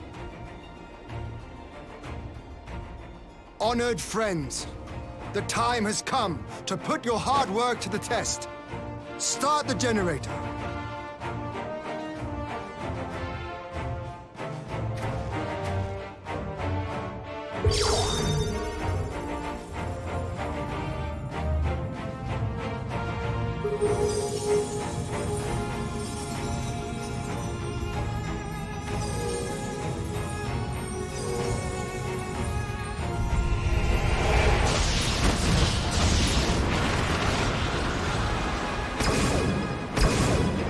Node 1 is operational. Nodes 2 to 8 are reporting similar energy levels. The barrier is forming.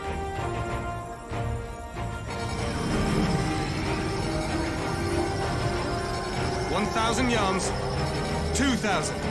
3,000. Expansion remains smooth. No fluctuations detected.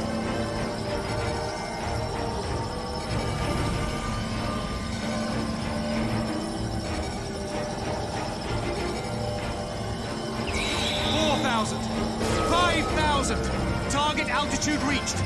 The barrier is holding steady at 5,000 yards. We've done it!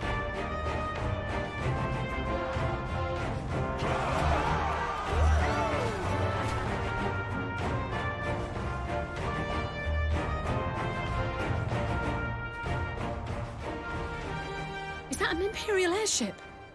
Of all the rotten timing. But this is a gift, Mistress Alize. They can test our new wall for us.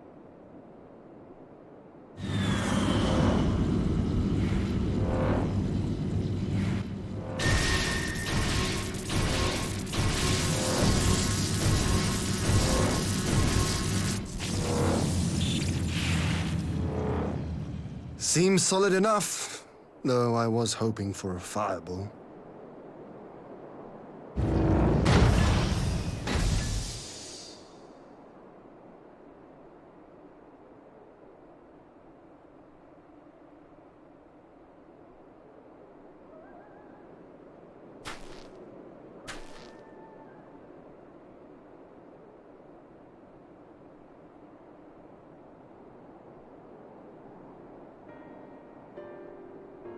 By the gods, it's Alphino. What are you? Let me go! He has my brother! Lower the barrier!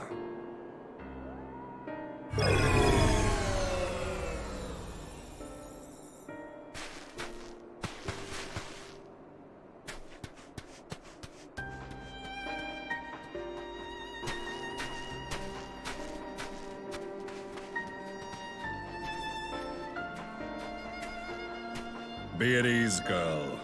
The lad is not dead, merely locked in slumber. No, not him too.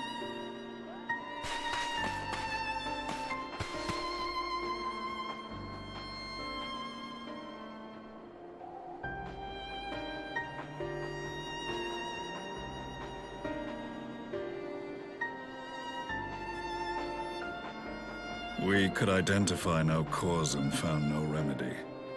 Thus I sought to return him to Doma, and into the arms of Lord Hien himself, it would seem.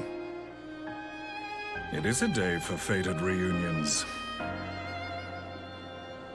Would you not agree, adventurer? Or should I address you as the Warrior of Light?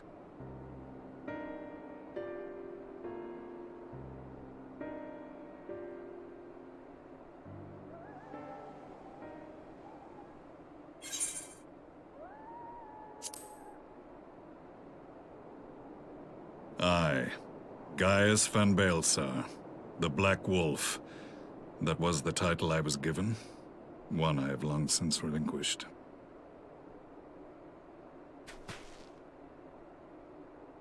Stand down. The legatus of the 14th Imperial Legion died in Castrum Meridianum. I am no more than Gaius Baelsar, a man without rank or allegiance. Impossible. There's no way you could have survived. Do you remember how it unfolded? How I was deceived by La Habrea? How I was convinced that reviving the Ultima weapon would allow me to bring peace to Eorzea? The Ascian used me, as he used so many others, all to further the restoration of his wretched god. Yet even with the might of Alec at my command, you bested me.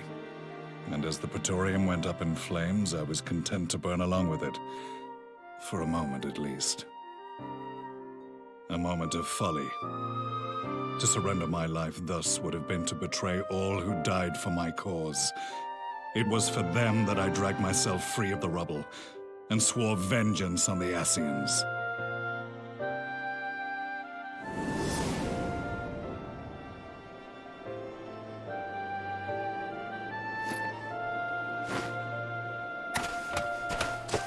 The Black Wolf has shed his pelt, never to return to Garlemald or her legions. I live now only to exact revenge.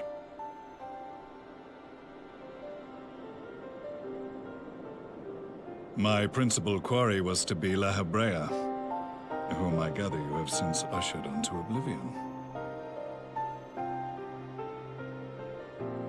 But so many more remain. Long as their kind lurked in the shadows, laboring to sow chaos throughout our world, I would see each and every one dragged into the light and put to the sword. Are the Scions not of like mind? In this single respect, perhaps. Then I shall continue the partnership the boy began, and share what intelligence I have acquired. Among the Ascians, the black-masked ilk are subordinate to those who wear red. This you already know.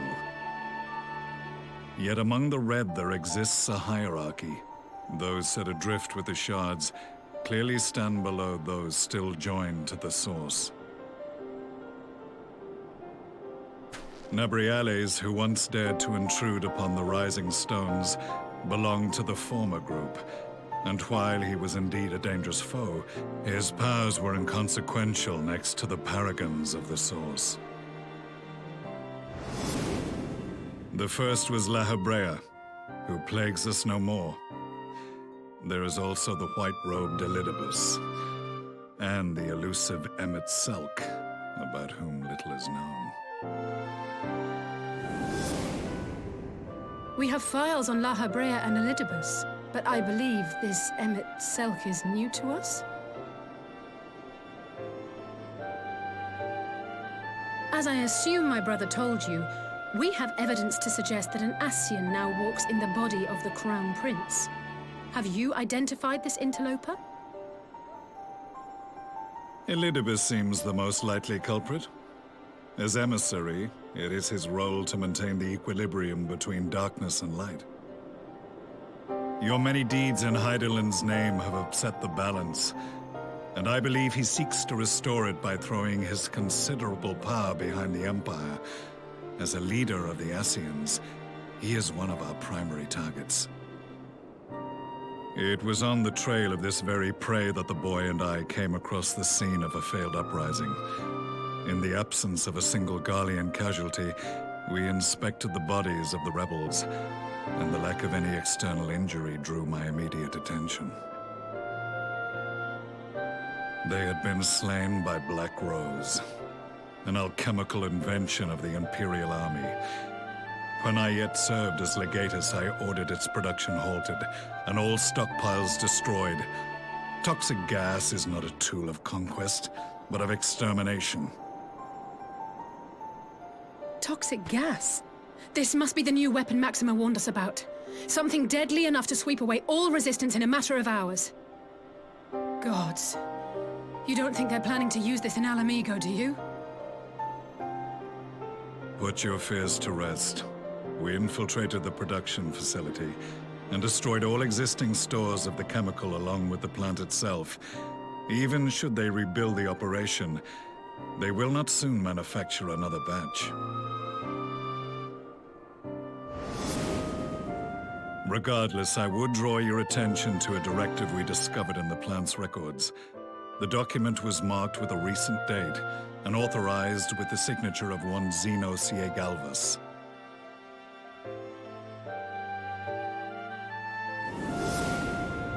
A dead man signing the death warrant for thousands.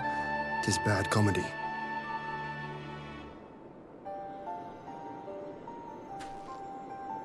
But the tale does not end there. Within that same facility was a chamber filled with devices of elegant design. Cloning technology, we realized. And what should we find in each and every incubator? But a young Emperor Solus.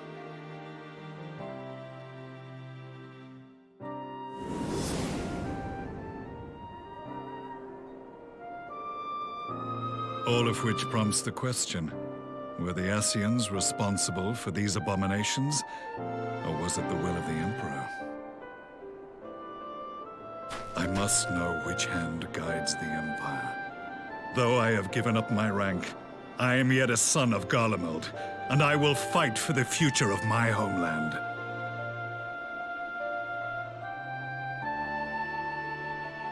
It is time I return to the hunting of shadows.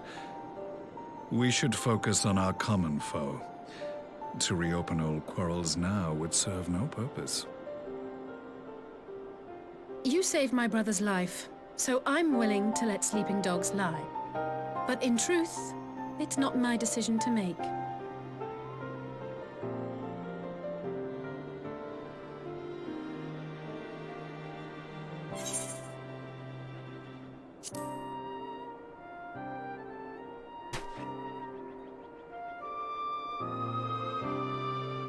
There was a time when I scorned those who placed their faith in false gods, even as I, in my blinkered conviction, place mine in Ascian promises.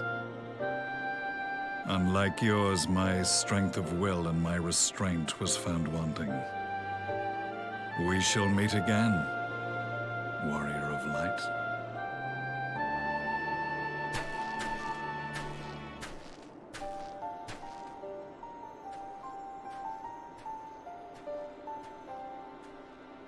So that was the infamous Black Wolf. An unexpected ally, to say the least.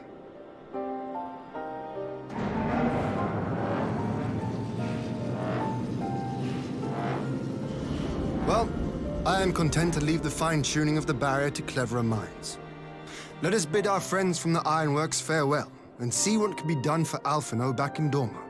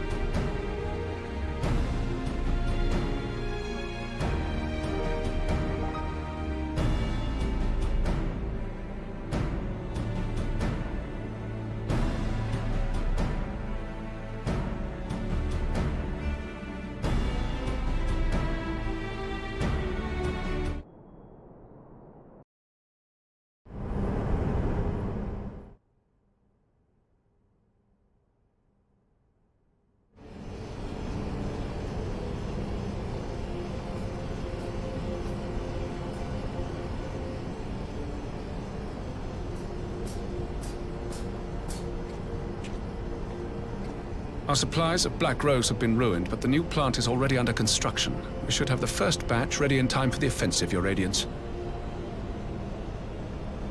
See that you do.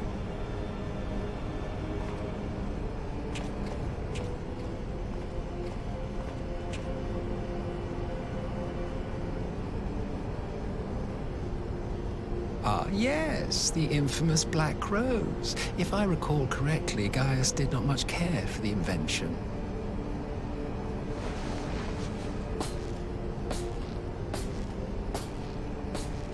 A ruthless and indiscriminate weapon indeed, this airborne poison. It seems you are capable of making decisions worthy of your bloodline. With no gift for sorcery, we Garleans must look to magitech to even the odds. If it spares the needless deaths of our soldiers and serves the cause of this empire, there is no method I would not employ. How very noble of you. Truly, though, I must commend you for embracing your role as Emperor. You play the part of the determined ruler well. Sometimes even I catch myself believing.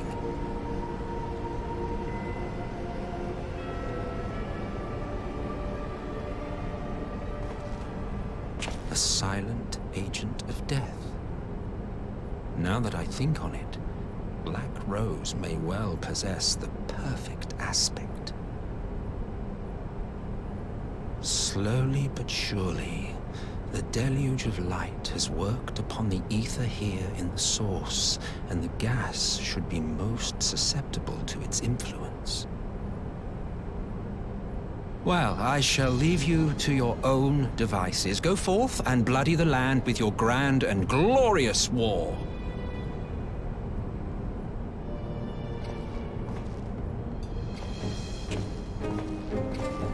While you do what, precisely?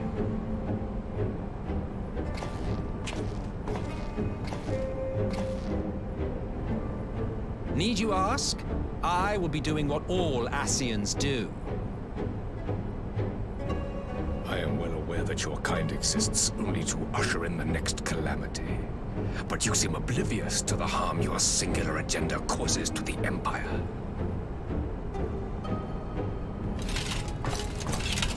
You cannot have forgotten the events which followed your mortal demise.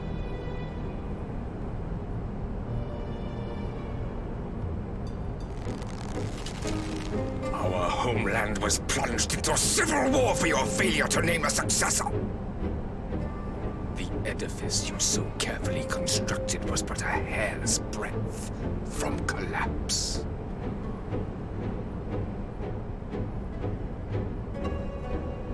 Are you truly so naive? You thought me oblivious to the consequences of a departure so painstakingly timed? It was by design?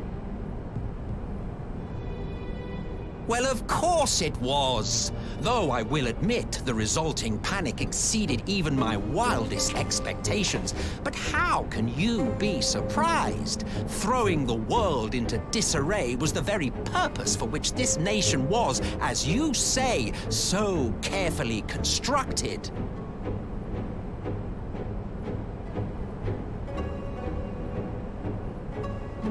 Now, if you have no further questions, I must be on my way.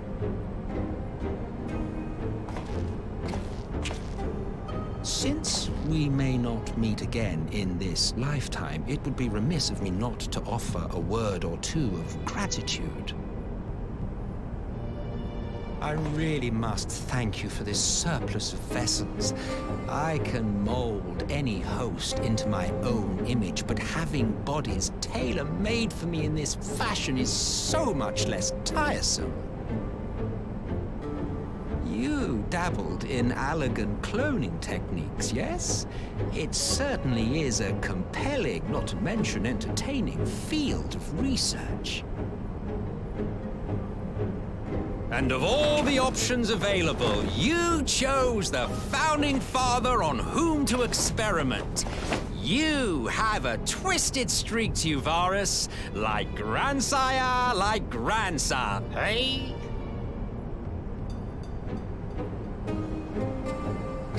If events play out as planned, this will become something of a family enterprise. You will be the capstone of this world, I the anchor and shard, and together we will give the lie to this star's fraudulent existence.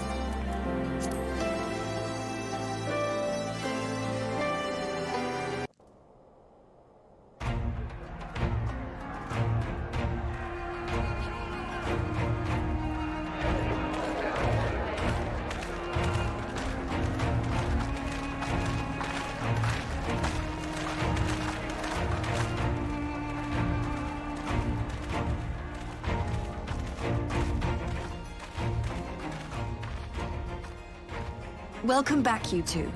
Greetings, Lord Here. Glad you could join us. Glad to be here. I would have come sooner, were our own defense is not in question, but I am pleased to report that our soldiers are assembling for deployment to Alamigo as we speak. We're grateful for your support. Thanks to the efforts of our allies, it won't be long before we've established defensive positions on this front as well.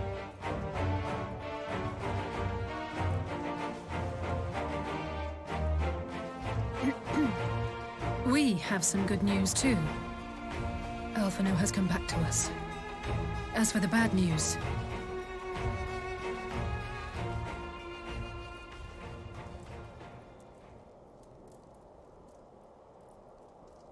So, Alphino won't wake up. Gaius van Baelsar is alive and hunting Ascians, and the Empire is planning to poison us all with toxic gas. Does that sound about right? Ordinarily, any one of those things would have left me in shock. But the way things have been lately, it's all starting to seem pretty normal.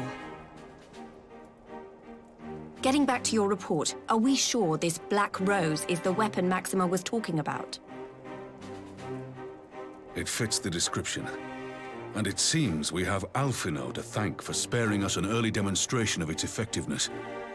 I have a feeling this won't be the last time his bravery in the Empire will serve us here in Eorzea. The threat of an unknown weapon has had us all on edge. But now that we know what we're dealing with, we can take steps to defend against it. As for Gaius, I'm not sure what to think. Am I happy he's alive? Not in the slightest. Am I happy he's hunting Ascians? Aye, I'd have to say I am. Oh, speaking of Garleans you didn't expect to see, we have a tale of our own, as it happens.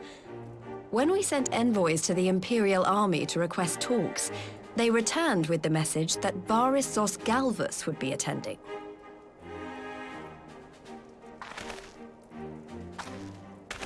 The Emperor himself.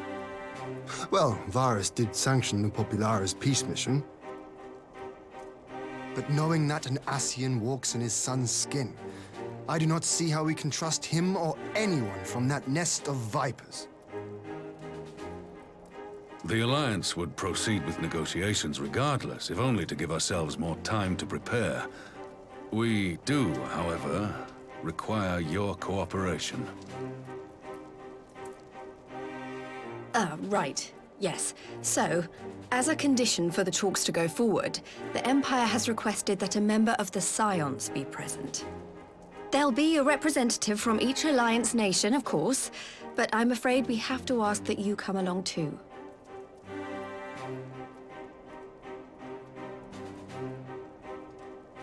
God, Lise, you know how much I hate politics. But then, what choice do I have? Alphino and the others aren't going to do it. Very well. I shall attend as the Scions representative.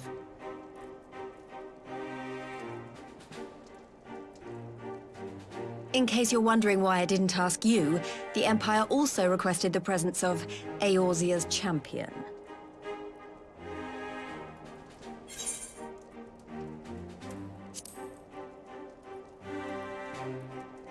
Oh, you're not, are you? Come on, if Alize can put on a brave face, then so can you.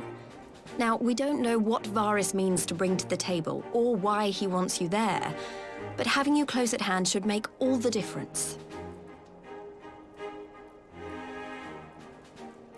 The meeting will take place on the border. Anticipating an early assault, we mean to position the bulk of our forces nearby. The Alliance leaders should already be on their way. Once you're ready, we can head out and join them.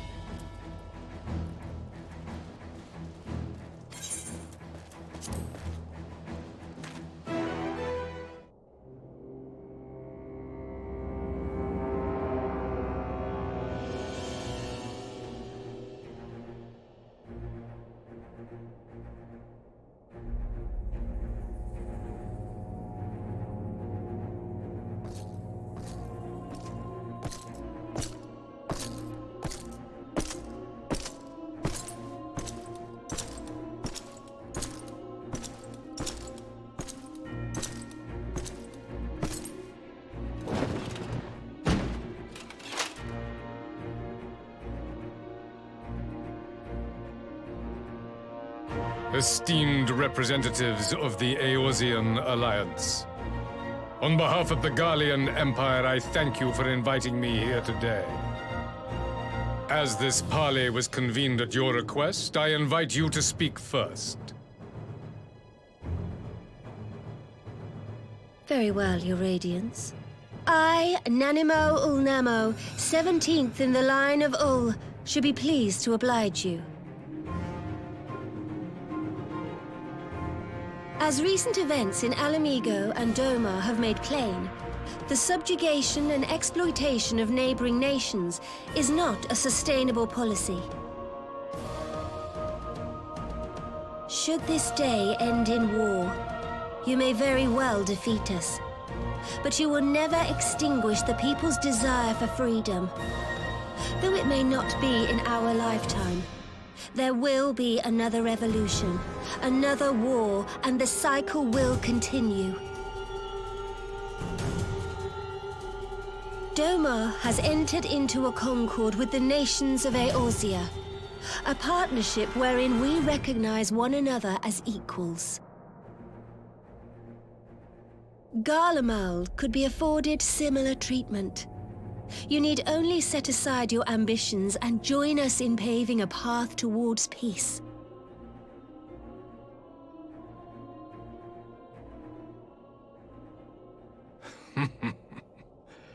You will not win me over with sophistry, Your Grace. As you know only too well, this alliance lacks the strength to keep the peace within its own borders. Even now, your struggles with the Beastmen continue unabated. Divided, you sow this fertile soil with the seeds of your differences and reap naught but discord and chaos for your trouble. Eorzea must be united under one leader, one purpose. I would offer you both and bring an end to your strife.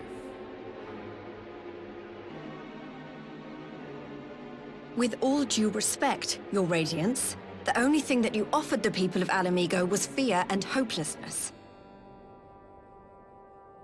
The citizens of Dorma can also attest to the meager arms of Imperial rule. There is no purpose to be found in a life of oppression, each day more uncertain than the last.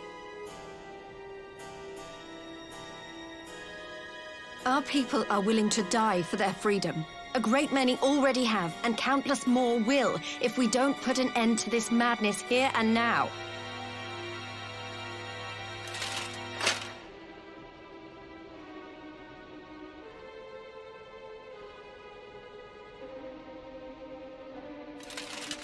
We brought order and stability to your lives. This madness and bloodshed is of your own making. You broke the peace, not Garlemald. Peace. Order. You kill our peoples, despoil our lands, take everything that is ours. And what? You expect us to lick the boot that grinds our faces into the dirt?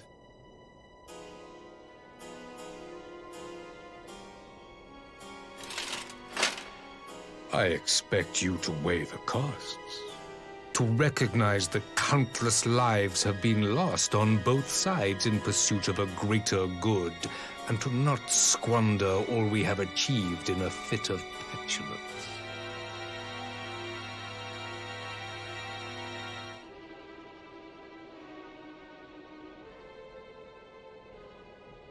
Your Radiance. I fear I can personally attest to the dangers of pursuing one's vision with such righteous fervor.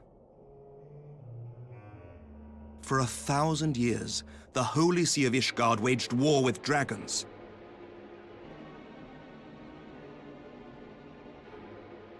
A 1,000 years of sacrifice, of sorrow and hate, in which we bathed in the blood of friend and foe alike. Had it gone on any longer, we may well have drowned. Yet we have chosen to raise ourselves out of this bloody spiral, and have since made peace with our former enemy. So I understand. No doubt the dragons were more receptive to your overtures in the wake of their leader's demise.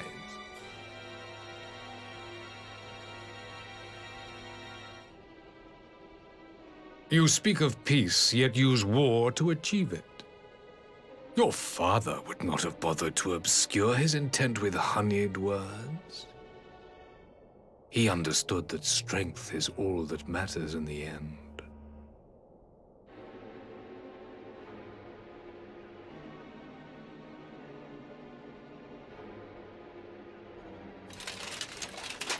Without his clarity of vision, I can but wonder what will become of Ishgard and her people.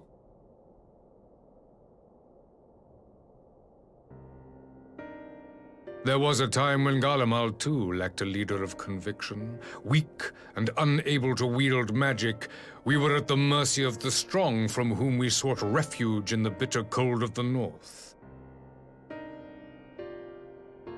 Were it not for the discovery of ceruleum and the subsequent development of magitech, we might never have gained the power to take back that which was rightfully ours.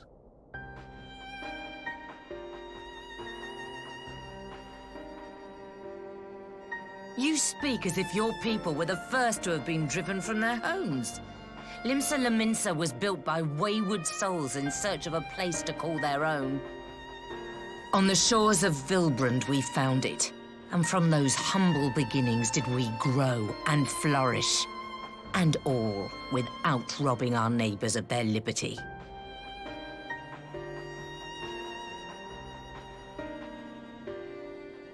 So saith the pirate. Am I to believe that you simply asked the kobolds to yield up their lands and that they were happy to oblige you? That you did not drive them out like rats in the hold of one of the many ships seized by your privateers?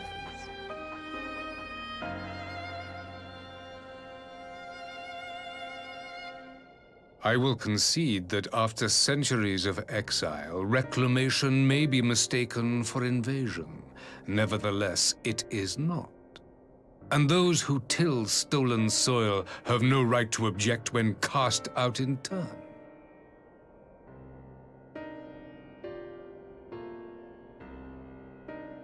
Your uncompromising nature rivals that of the Ixal. They too lament circumstances which they themselves perpetuate. Were they but to embrace peace, we would welcome them with open arms. Indeed, some few have done just that, and now receive of the 12's Wood's bounty. Would that your people might learn from their example.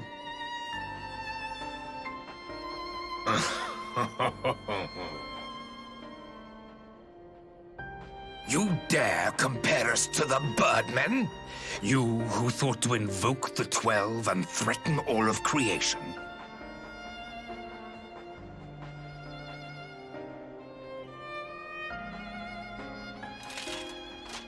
I came here in the hope of finding some speck of common ground, but I see now these discussions will accomplish nothing. Despite what you people may believe, I am not wont to choose the sword over the olive branch. 'Tis but a pity men are loath to accept one without first being shown the other.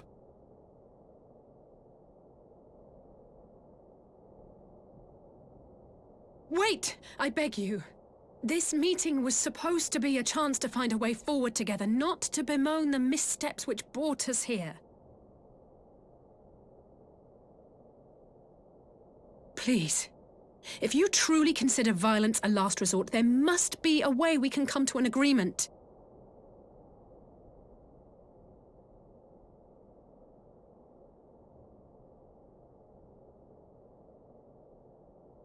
As Mistress Alize says, we did not come here to bicker over the past, but to discuss how we might strive towards a brighter future. Emperor Varys, may I suggest a short recess, that all present might compose themselves prior to beginning anew?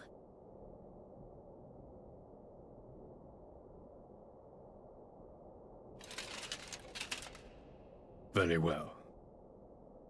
I pray this intermission will suffice to move these talks in a more constructive direction.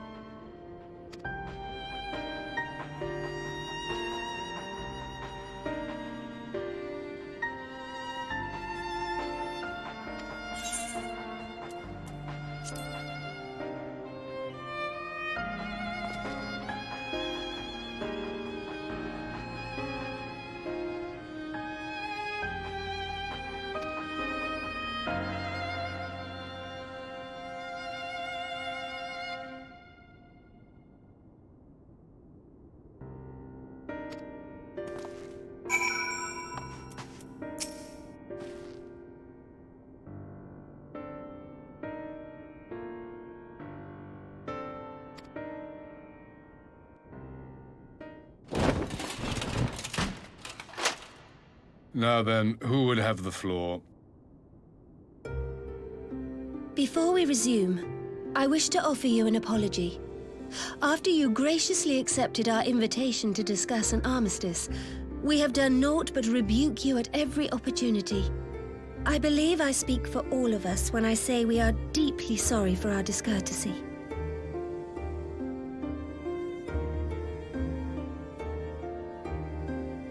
I'll admit your familiarity with our affairs surprised me, and served to remind me how little I know of yours. I think all here can understand the desire to reclaim one's homeland. But why expand further? That is my question. If I may, the answer can be found in the Imperial doctrine they took great pains to impart to my people. Recognizing the threat icons posed to the world, Solus Zos Galvus decreed that they were to be eradicated. To this end, he began a campaign to unite all lands under the Garlean banner. Or so we were taught. Yet the Emperor only reached the burn, the Baron said to have been laid waste by icons, after conquering all the lands that lay between. What is more, I am quite certain the practice of summoning was not nearly so widespread in the days before the Empire's founding. When you put it like that, it all starts to sound like an excuse, doesn't it? But to distract from what? Why are you really waging this war?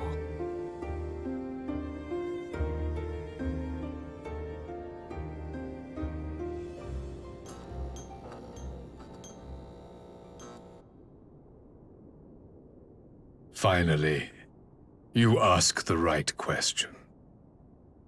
I can but hope you heed mine answer and at last accept the righteousness of our cause. My goal is this: to return the world to the way it once was, the way it was always meant to be. In doing so, mankind will be made whole once more.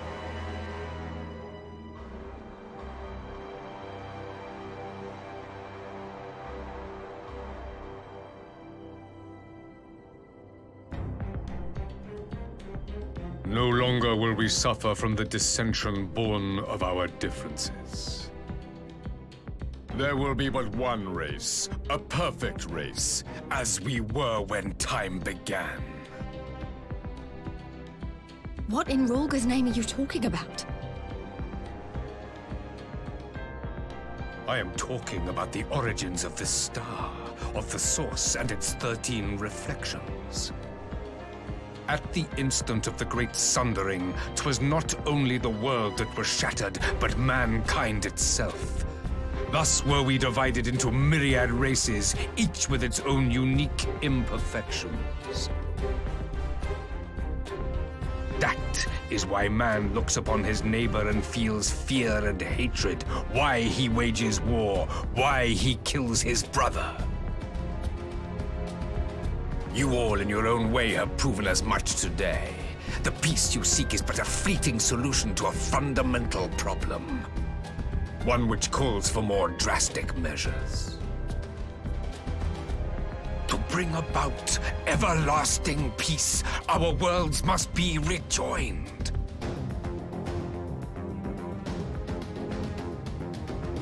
That is the goal the Empire would see realized. The glorious future unto which we shall one day shepherd mankind.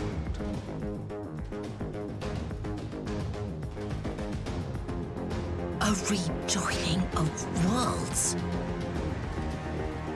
I have heard this tale of the Source and its reflections before. Are these not the selfsame desires as the Ascians? Emperor Varys, do not trust in their words. They will lead you to your doom. My father thought to use them, but in the end he succumbed to their temptations. He embraced summoning like so many other pawns before him. Do not tell us you mean to do the same.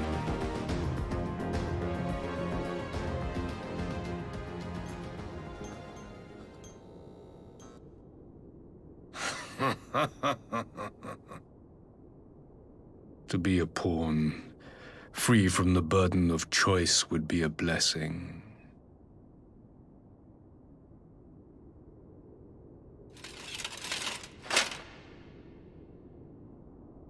But I forswore that privilege the day I learned that the Garlean Empire was built by the hand of an Ascian. What?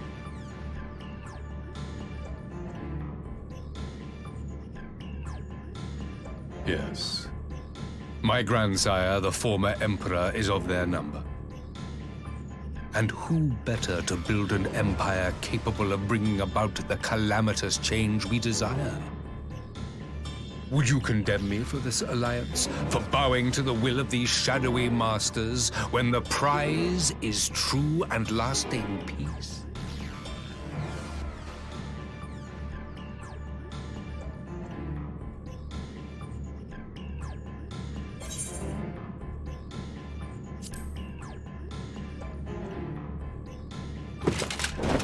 I come not to conquer, but to liberate. To free man from the prison of divergence. Imagine a world united. One perfect race beneath a single standard. An army before whose might these servants of darkness and light would fly as leaves in a storm, never again to meddle in man's affairs. We would be the masters of our own fate. I bid you join me, not as subjects of Garlemald, but of a new nation. And together we shall win freedom for ourselves and generations yet unborn. You want to trigger another half-dozen calamities? You can't be serious!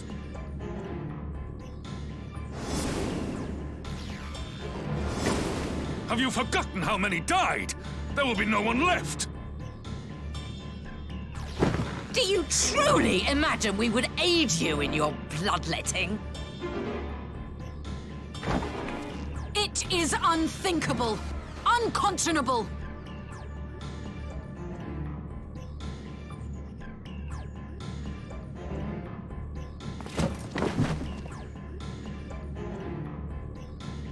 And what is the alternative? To be as cattle waiting for slaughter? I would have us work together, that we might take fate into our own hands!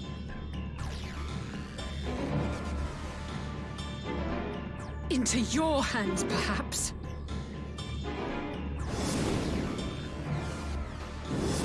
But what of the other worlds, your radiance? With every calamity, you obliterate a star and every soul that dwells on it. To the Ascians, we are all but tiny, momentary specks within an indifferent universe. We cannot hope to oppose them until we have been made whole once more.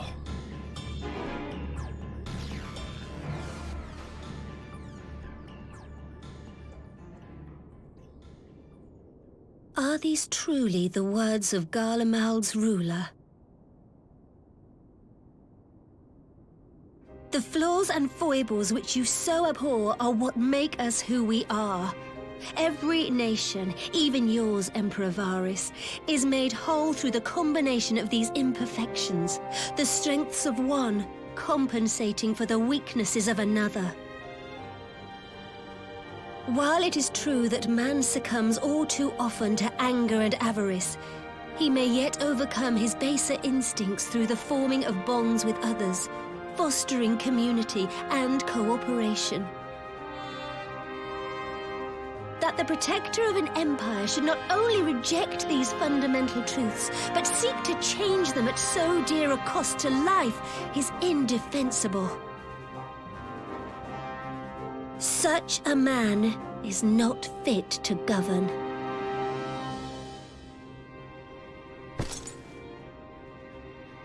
And you, warrior of light, would you refuse me as well?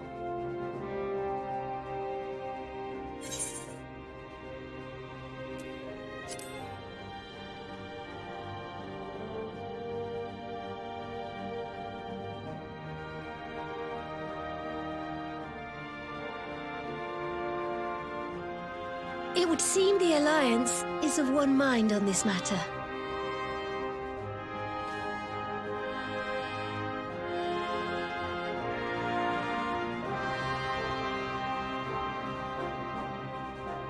You Eorzeans never cease to disappoint me. Though I suppose I have only myself to blame for expecting more from savages. This discussion is at an end. I bid you make ready for our next meeting. It will not be at the negotiating table.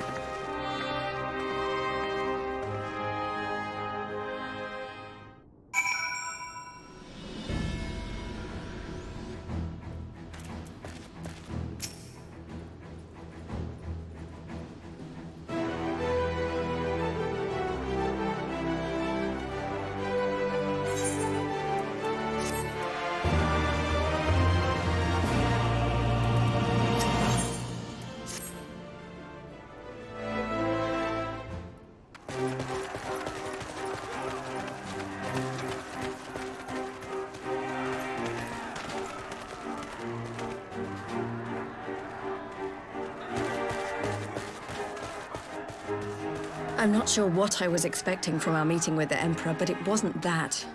Still, at least we know now what he's really after. Aye, a future built on a mountain of bodies. I too want the Ascians dead, but not at any cost. The last of the reinforcements from Dorma arrived not long ago. I pray it will be enough. Given the Emperor's stated goal, this is a battle we can ill afford to lose.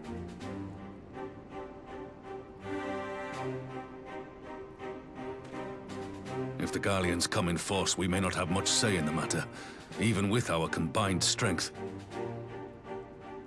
We knew from the first that the odds would be against us. But if there is even the slightest chance of victory, we must do everything in our power to seize it.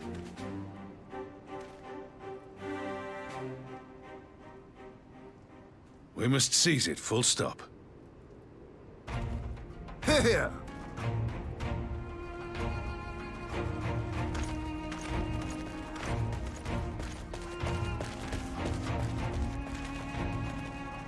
The two of you are to join an irregular unit and support the main host. I won't bother asking if you're minded to fight. After coming this far, how could I not? And for once, there's no one around to countermand me. Not that they would. Not even my brother.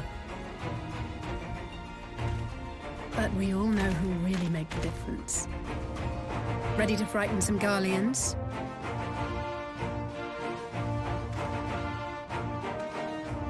I wouldn't want to be on their side. Might I ask you to accompany the Dorman contingent? They are strangers here, and your presence would do much to raise their spirits.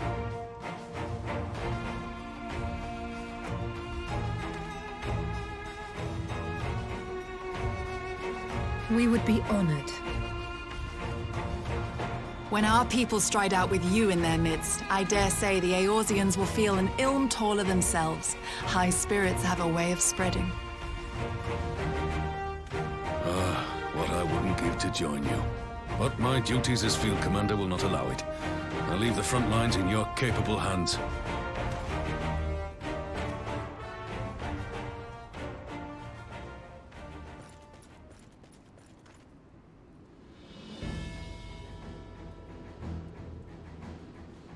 Comrades, ready your arms.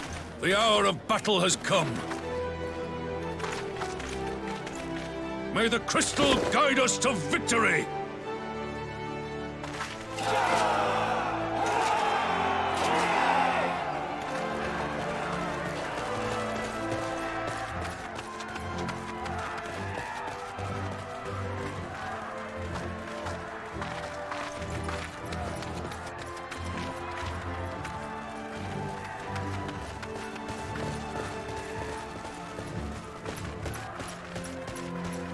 Since the others couldn't be here, we'll have to fight twice as hard. If Alphino wakes to find the Imperials have won, I shall never hear the end of it. It's strange. I thought I would be terrified when the fighting started. I should be terrified. But with you at our side, I can't help feeling everything is going to be all right. So please, don't you dare leave me alone.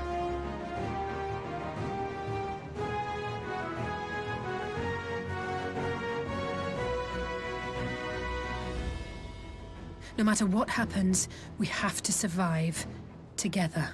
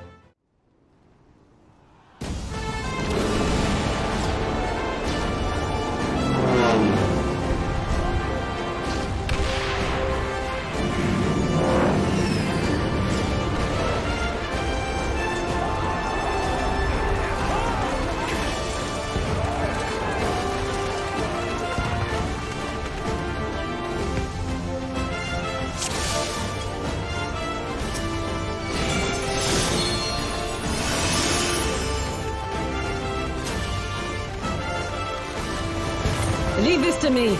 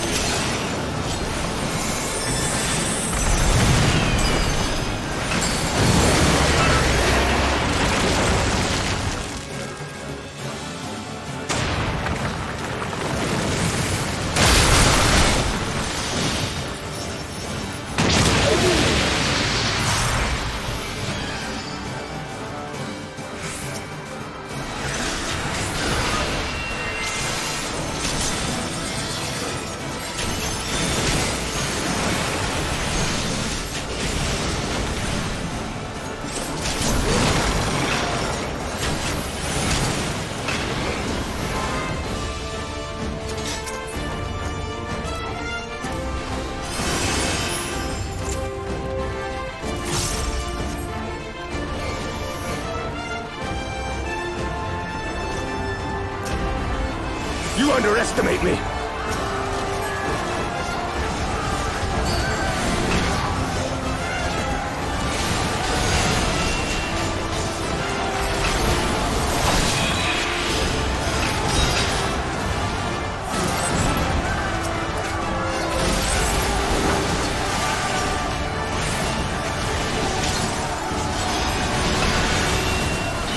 Out of my way!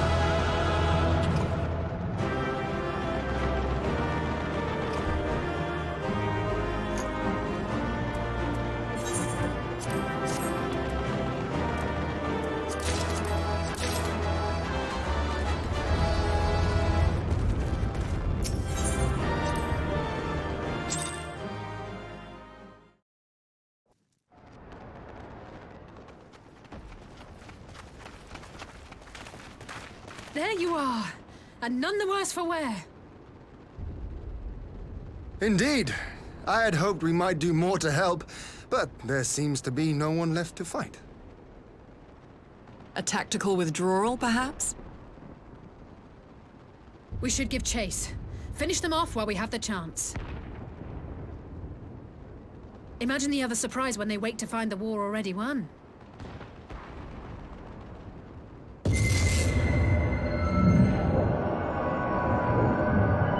The light will expunge all life. Only you can forestall the calamity. Throw wide the gates. No! No! No! Not like...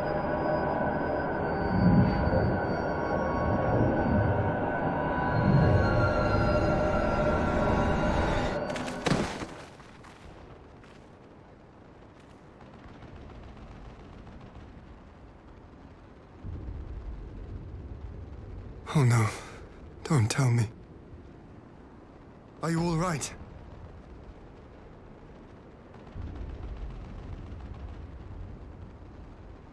Quickly! We must get her back to the encampment.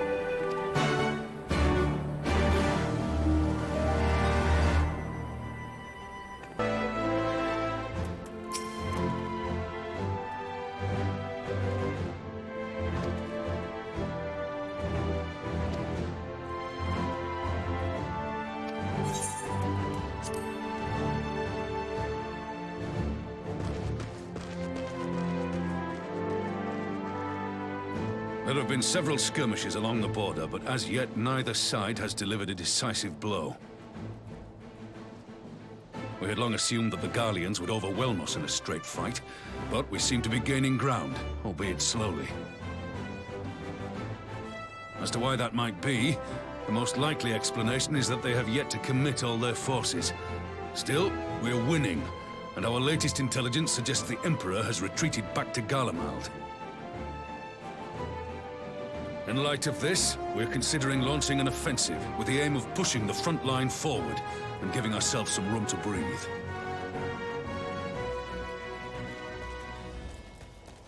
Commander!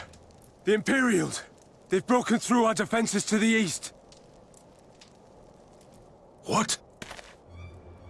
Our scouts say their forces are being led by Lord Zenos. Lord Heian and Commander Hext have taken their troops to provide support, but we don't know how long they can hold out. So, they've been biding their time, waiting for his arrival, have they? Very well. Send word to our allies, requesting reinforcements for the front line.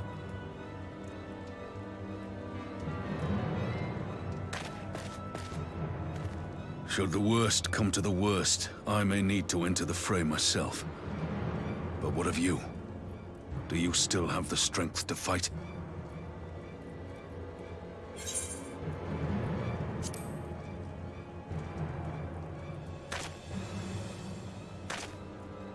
Much obliged. Given the choice, I'd take you over 100 soldiers.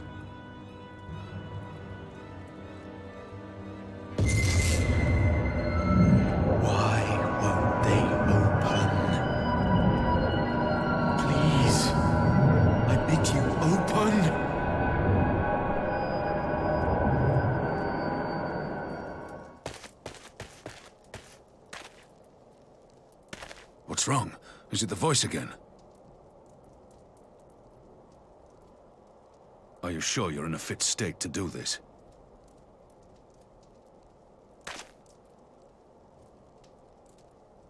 May Ralga grant us strength. Give 'em hell, lad. I, for my part, will defend this place to my dying breath.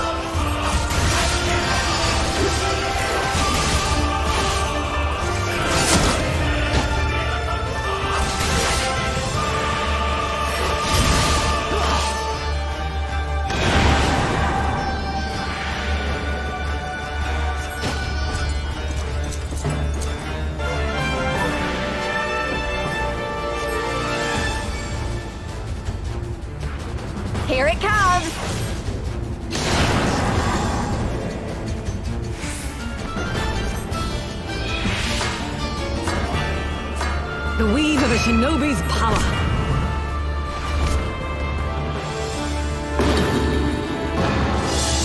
The art of my forebears.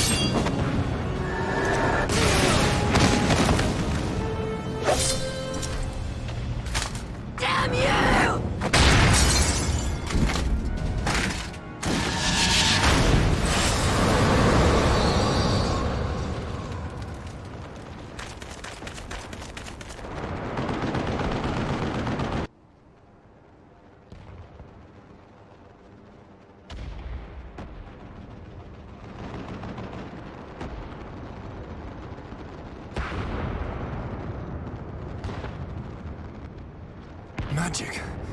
With a Garlean body? That's hardly fair.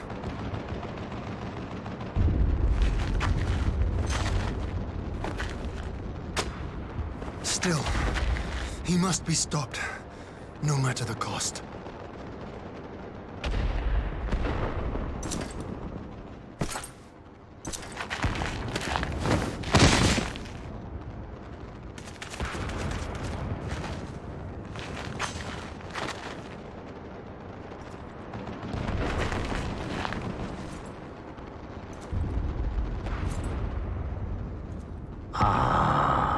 Bringer of light. It has been too long.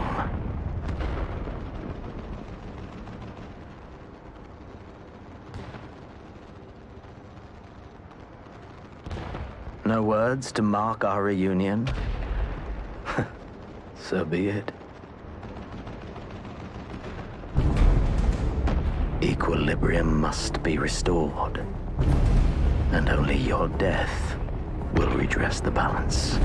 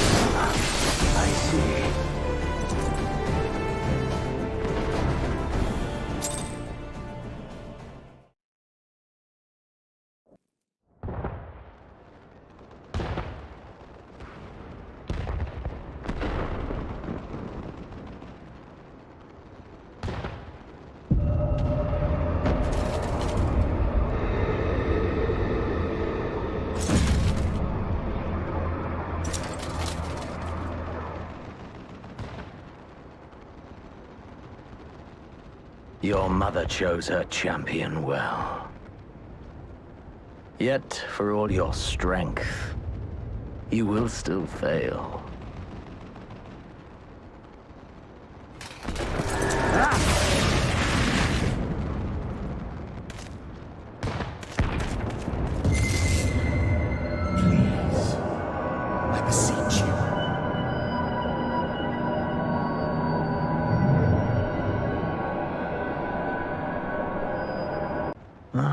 Someone calls to you.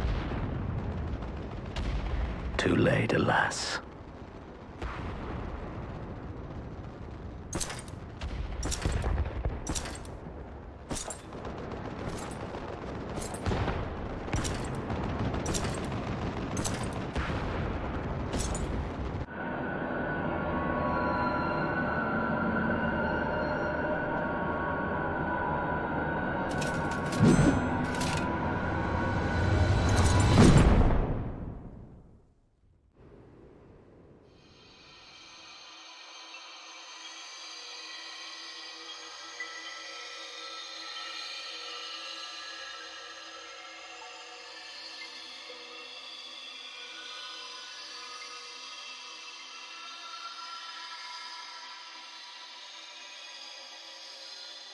At last, I found you.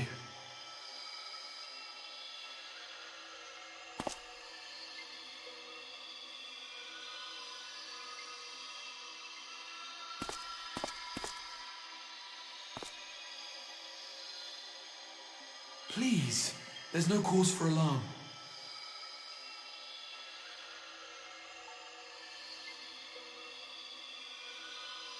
Though, I confess, this is not where I had intended to meet. But the place of our meeting is of no consequence, like the war you wage. Win or lose, the path you walk leads only to oblivion. The better path leads you here, to me. I have need of your strength.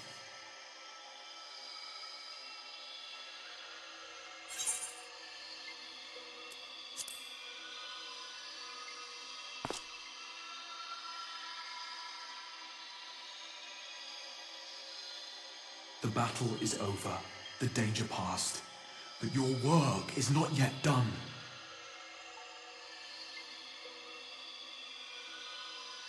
Go to the Crystal Tower. I have left something for you near its base. It will serve as a beacon of sorts, one which I pray will help you on your journey. All you need do is find it. I will take care of the rest.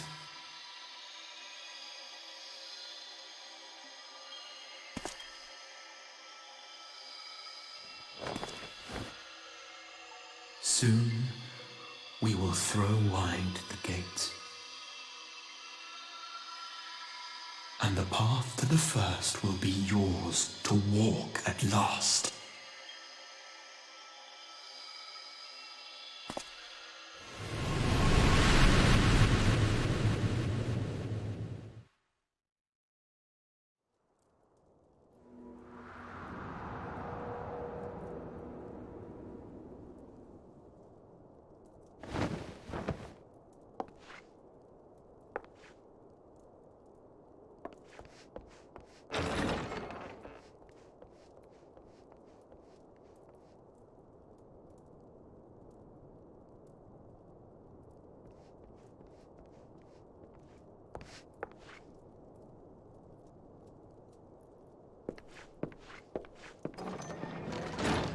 You're awake.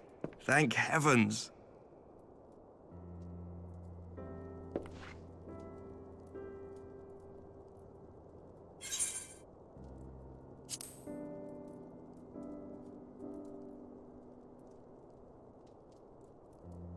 Do you recall the confrontation with Zenos?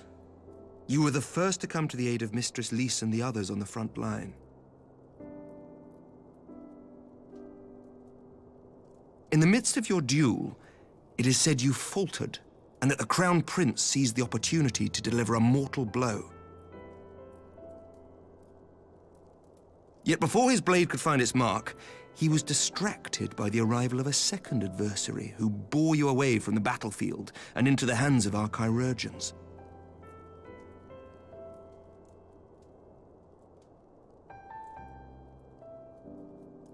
Lest you wonder, he left before you awoke. As is his wont.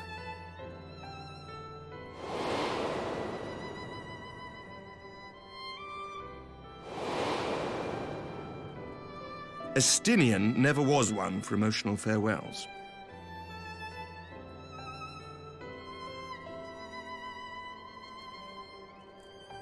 Though Zenos bested all before him, the battle clearly took its toll, for he retreated shortly after your rescue. Seeing this, the remaining Imperial forces decided discretion was the better part of valor and pulled back, allowing us to re-establish our position. We have since received word of renewed unrest in the provinces, doubtless inspired by the efforts of the Eorzean Alliance and our Far Eastern allies. Nor does the good news end there. We have also come into possession of intelligence suggesting unrest within the Imperial Court. This would certainly explain why both the Emperor and Lord Zenos appear to have abandoned the fight. A long-awaited ray of hope in these dark times.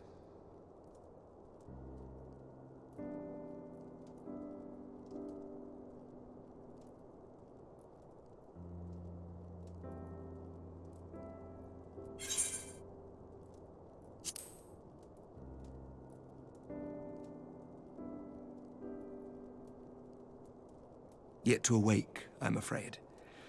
But please, concentrate on your own recovery for now. You have carried the hopes of some half-dozen nations, and we are all eternally grateful for your efforts. But no one is without their limits, not even you. Leave this fight to us, my friend. You have earned your rest.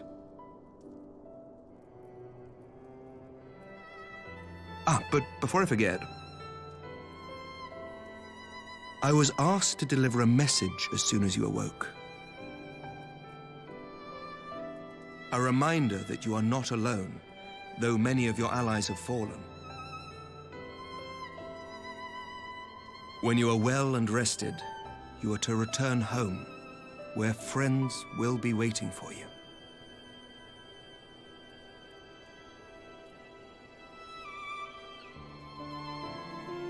Now, if you will excuse me, I must return to the front. May we meet again soon, under happier circumstances.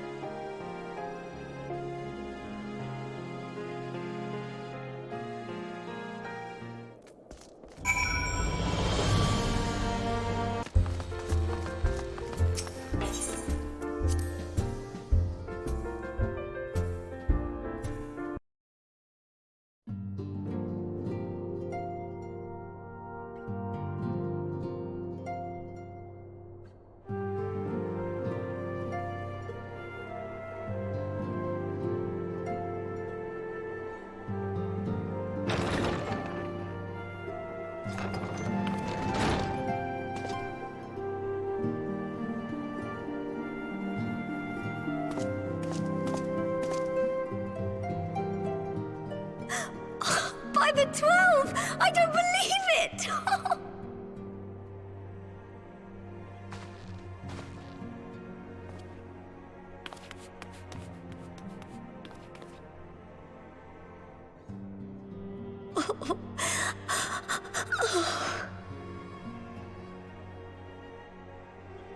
I rushed back as soon as I could. I swear, my heart nearly stopped when I heard you'd collapse like the others. What in heaven's name is going on?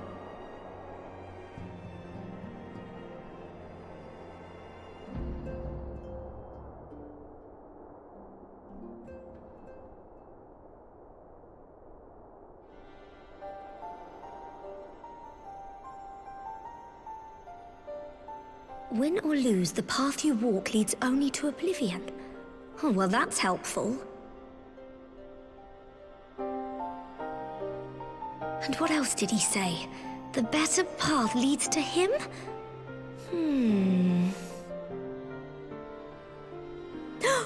If his is the voice you've all been hearing, perhaps the others are with him! Sir Emmerich said the fighting had reached a stalemate, didn't he? But if that monster masquerading as Zenos comes back...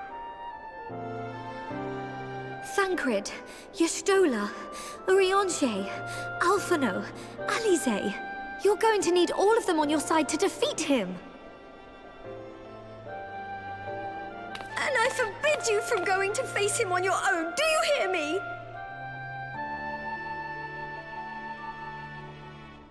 So if you must leave, go and find the others. Bring them home.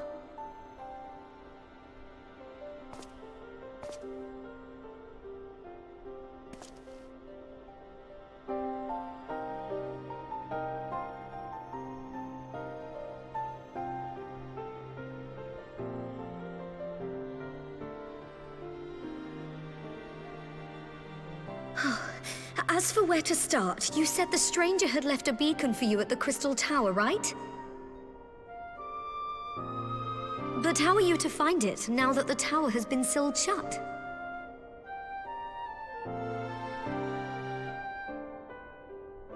There has to be a way. If anyone would know, it's Sid, and the researchers of St. Coinac's find. Don't you worry, we'll find that beacon for you.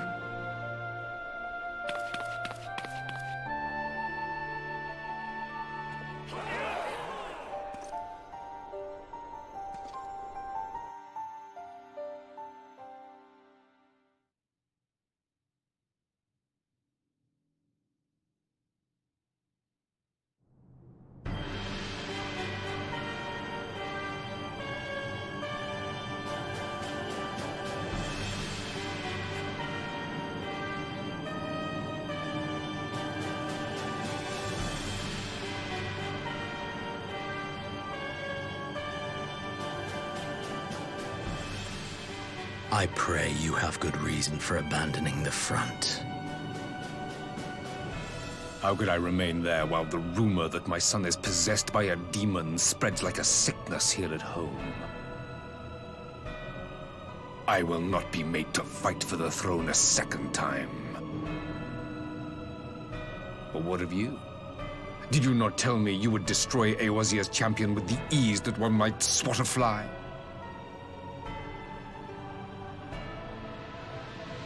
A minor setback. He will not escape me again. Where is your grandsire? I would have words with him. How should I know? Do you hide from each other's sight as well? I imagine he's doing what all Ascians do. He must have found a way to take advantage of this turmoil. Men are not pawns to be played with, Ascian. You underestimate us at your peril. This war will not be decided by you and yours. Man must choose his own fate, and I, for my part, will do all within my power to see Garlemald emerge victorious.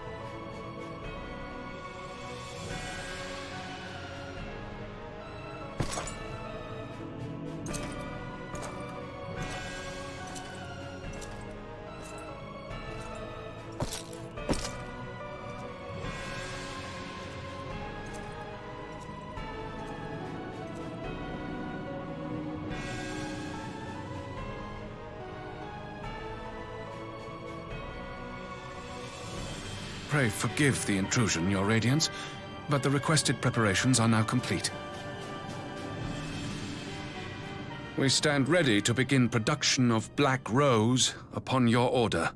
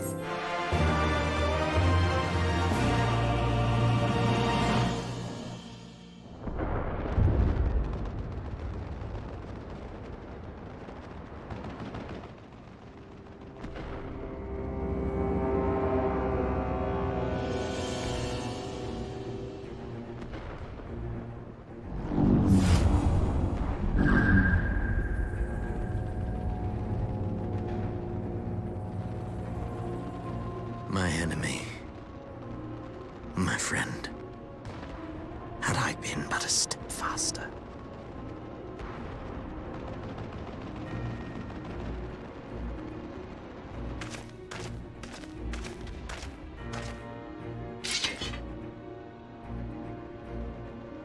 Bloody savages!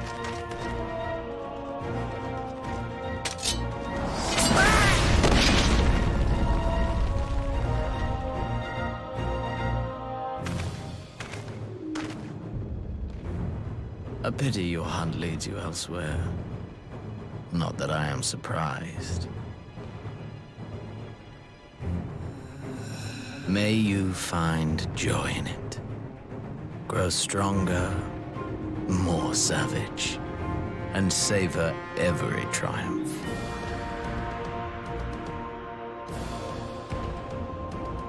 In the meantime, I will reclaim that which is rightfully mine.